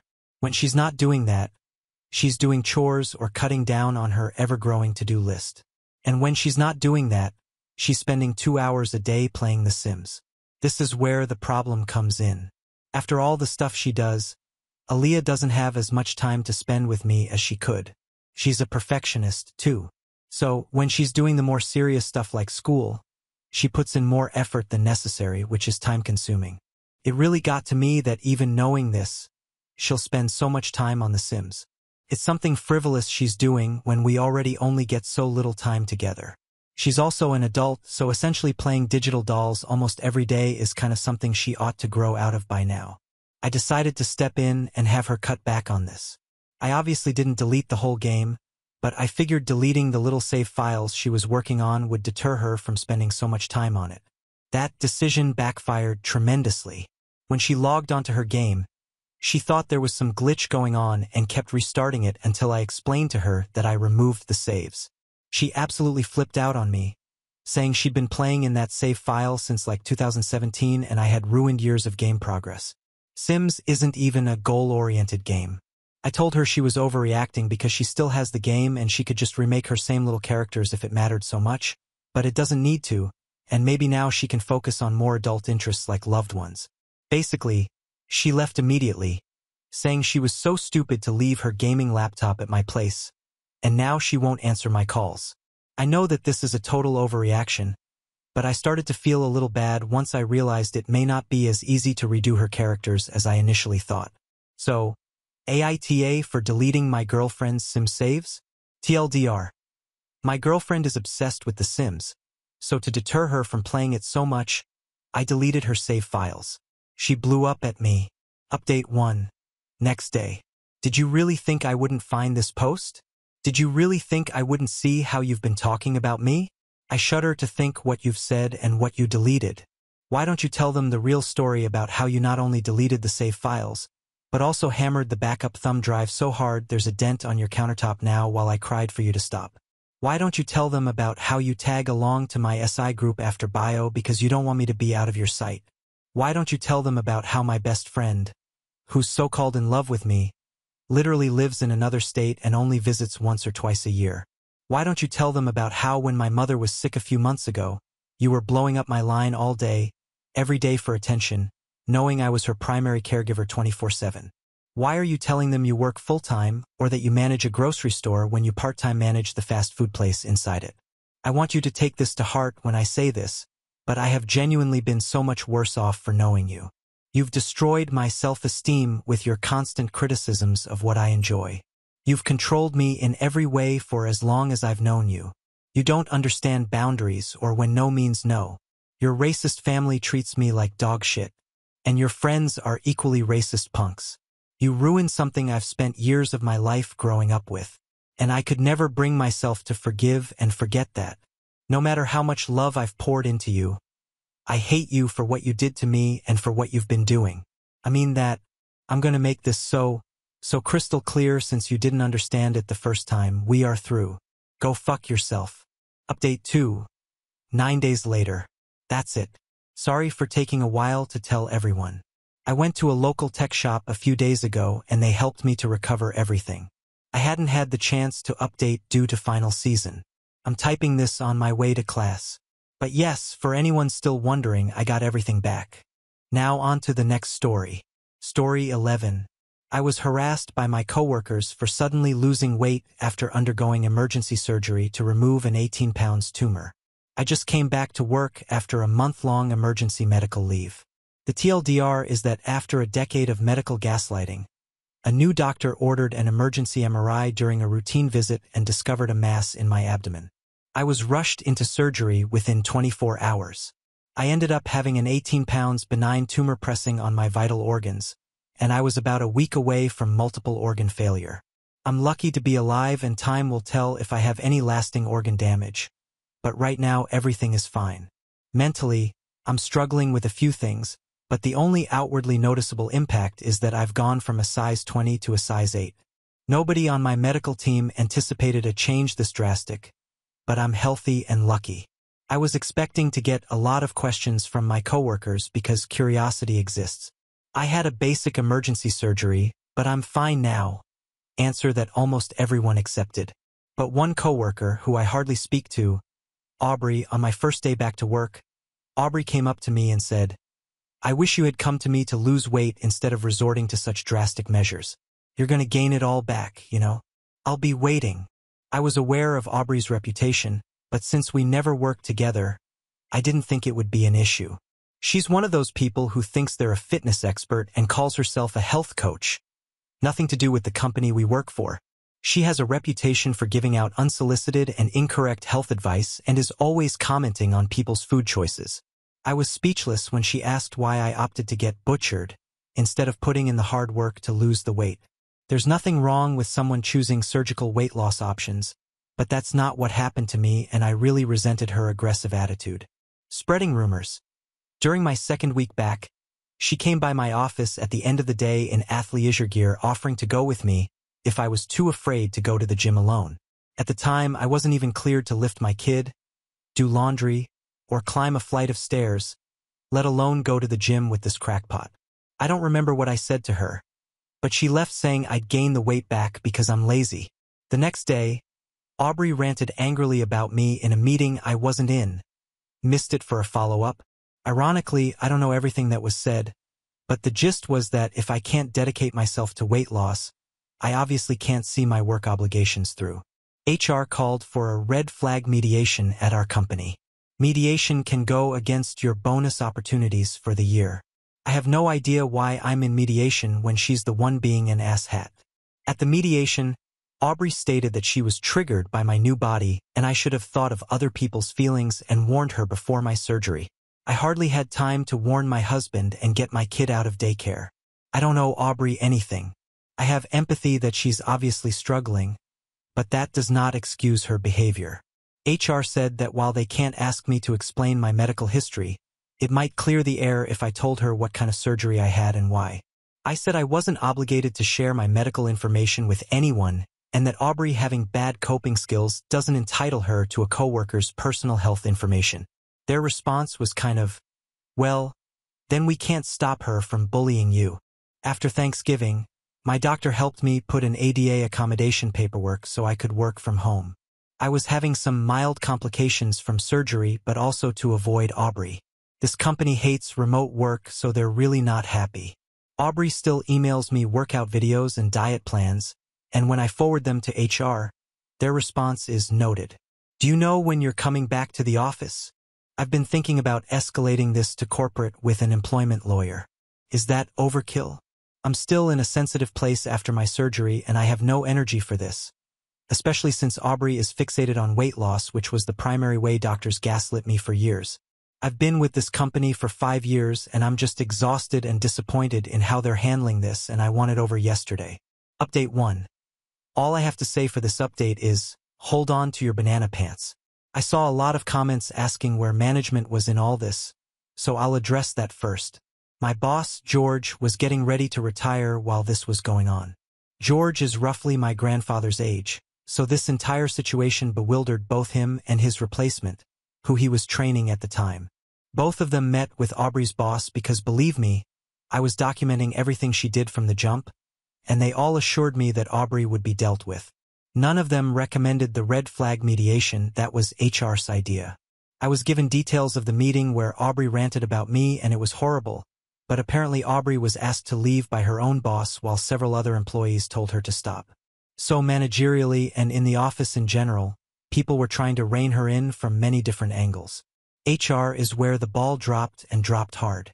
This company just has a poor HR structure and bad entry to mid-level HR. When Aubrey's boss referred her to HR regarding her negative behavior, HR took it upon themselves to consider it a mediation situation, which, remember, at our company can go against your bonus for the year, despite communication from George, his replacement, and Aubrey's boss saying I wasn't in the wrong. When George found out about this, he spoke to the HR generalist manager who said that my absence probably caused a lot of strain and extra work for Aubrey, when Aubrey's not even credentialed to do what I do. Management made a point to tell me how baffled and upset they were with HR's handling of the situation every time something came up. My company mentor was also a huge support during this time until she decided to take another job elsewhere. When my doctor extended my ATA work from home accommodation a second time, HR responded by telling me my attendance was a concern. I emailed their boss's boss, the HR director, and asked for clarification. He said I hadn't come into the office, so of course my attendance was a problem. I reiterated I had medical documentation stating that if WFH wasn't available then they could refer to the FMLA documentation my medical team also sent. He implied that medical documentation including both FMLA and ATA reasonable accommodations doesn't hold much weight with the company. That's when I got a lawyer. Aubrey as a problem kind of drifted to the background when HR started their medical documentation doesn't matter campaign. On my lawyer's recommendation, I contacted the HR executive team, which is where this whole cursed situation came to light. And I did check with my lawyer about emailing this update and they laughed and said I couldn't leave people hanging after all that. I called the chief HR officer, which for my company is going over like 5 people's heads, but I did it with George's and my new boss's blessings. Who is the head of HR, and asked why my attendance was an issue when I had reasonable ATA documentation. She had no idea what I was talking about, so I filled her in on all of it, including the mediation meeting and Aubrey's harassment and the HR director, her direct report, saying medical documentation didn't hold any weight with the company. She was speechless and asked to meet with me and my lawyer as soon as possible. My lawyer hardly had to do anything during the meeting because the crow was horrified at everything I told her. I've never actually seen steam come out of someone's ears, but if it was physically possible, it would have happened here. My lawyer didn't need to say a word, but just nodded and smiled when the crow offered an extended paid medical leave so I could handle my recovery and said Aubrey constantly sending me fitness plans would be dealt with swiftly. I didn't hear anything out of Aubrey for a long time, but I did hear through some gossip channels that the HR staff involved in the red flag meeting threatening to write me up or let go. Aubrey wasn't fired because they believed she was misled by HR, so I understand that part, even if I don't agree with it, but she was on a tight pip for a while. Then she showed up at my house. Now we move from banana pants to full-on banana ensembles. I'm still on leave and out of the blue. Aubrey showed up at my door on a weekend with 2 other women in tow and the commenters guessed it. She's in very deep with an MLM or maybe a cult. I can't be sure at this point. Aubrey came over to demonstrate some workout techniques and give me some diet supplement samples and discuss a career opportunity because she was worried about my physical and professional health. She didn't make it past my mother-in-law, who has been a godsend right now. My mother-in-law made it clear where Aubrey could stick her demonstration and they left in a hurry. I notified my lawyer and the crow, and suffice it to say, Aubrey is now a full-time wellness coach. I'm happy I went with my gut and got a lawyer because the company has changed so drastically over the last year with the toxic HR department encouraging behavior like OBS and spreading false information about medical leave and time off. The company is almost unrecognizable. Also, with my boss and mentor both gone, I don't know if I'm going to go back once I'm medically cleared. The company is also undergoing a restructuring right now, and my department may end up distributed between other parts of the company or even other parts of the state. I have been looking at jobs and doing some resume drafting for a full-time remote position since it feels like it might be a better fit, but many thanks to the comment section and all the support. Update 2. I got an offer from a local company that's going fully remote with administration and management meeting up once a month. The salary was right, it's 90% remote, it's a good fit, so I'm happy with it. My role is HR adjacent as head of payroll. I reported to the COO and was hired by the CEO and COO. I walked into our first admin meeting and who was sitting across from me but the HR director who told me medical documentation doesn't matter and orchestrated my red flag meeting. Let's call him Bob. Bob is the interim HR director for this company. Bob looked very uncomfortable when he saw me. We went through some employee files, including several who are on maternity leave and 2 who were injured on a job site. Bob got quieter as we began reviewing medical documentation and approving paid leave. I smiled and looked him in the eye every time I asked, "And does Jill have her medical documentation?" "Great. Medical documentation holds a lot of weight. That's important stuff to have." He looked like he wanted to melt into his seat. At one point, he tried to argue against someone using their PTO to provide end-of-life care for a parent when they had ample PTO. I smiled and said, "You're right. Our employee support fund should cover half this time. It's a shame for them to have to lose all their PTO when they're obviously going to need it to heal and grieve over the next few months. Why don't you get me the paperwork for the support fund this afternoon? That's so generous." Everyone was happy and in agreement. He looked like he swallowed a lemon, but everyone was like, "OMG Bob, how thoughtful." He had to eat it so bad and got me the documentation an hour later. Bob can suck it. Bob is also only a contractor, so he'll be moving on soon anyway. Medically, I'm doing better and very happy to move on from where I was. Aubrey's been full on radio silence, which is perfect for me. We have reached the end. If you enjoyed this video, please be sure to like and subscribe to the channel for more videos like this, and give us your thoughts about the stories in the comments section. Thank you and see you in the next video.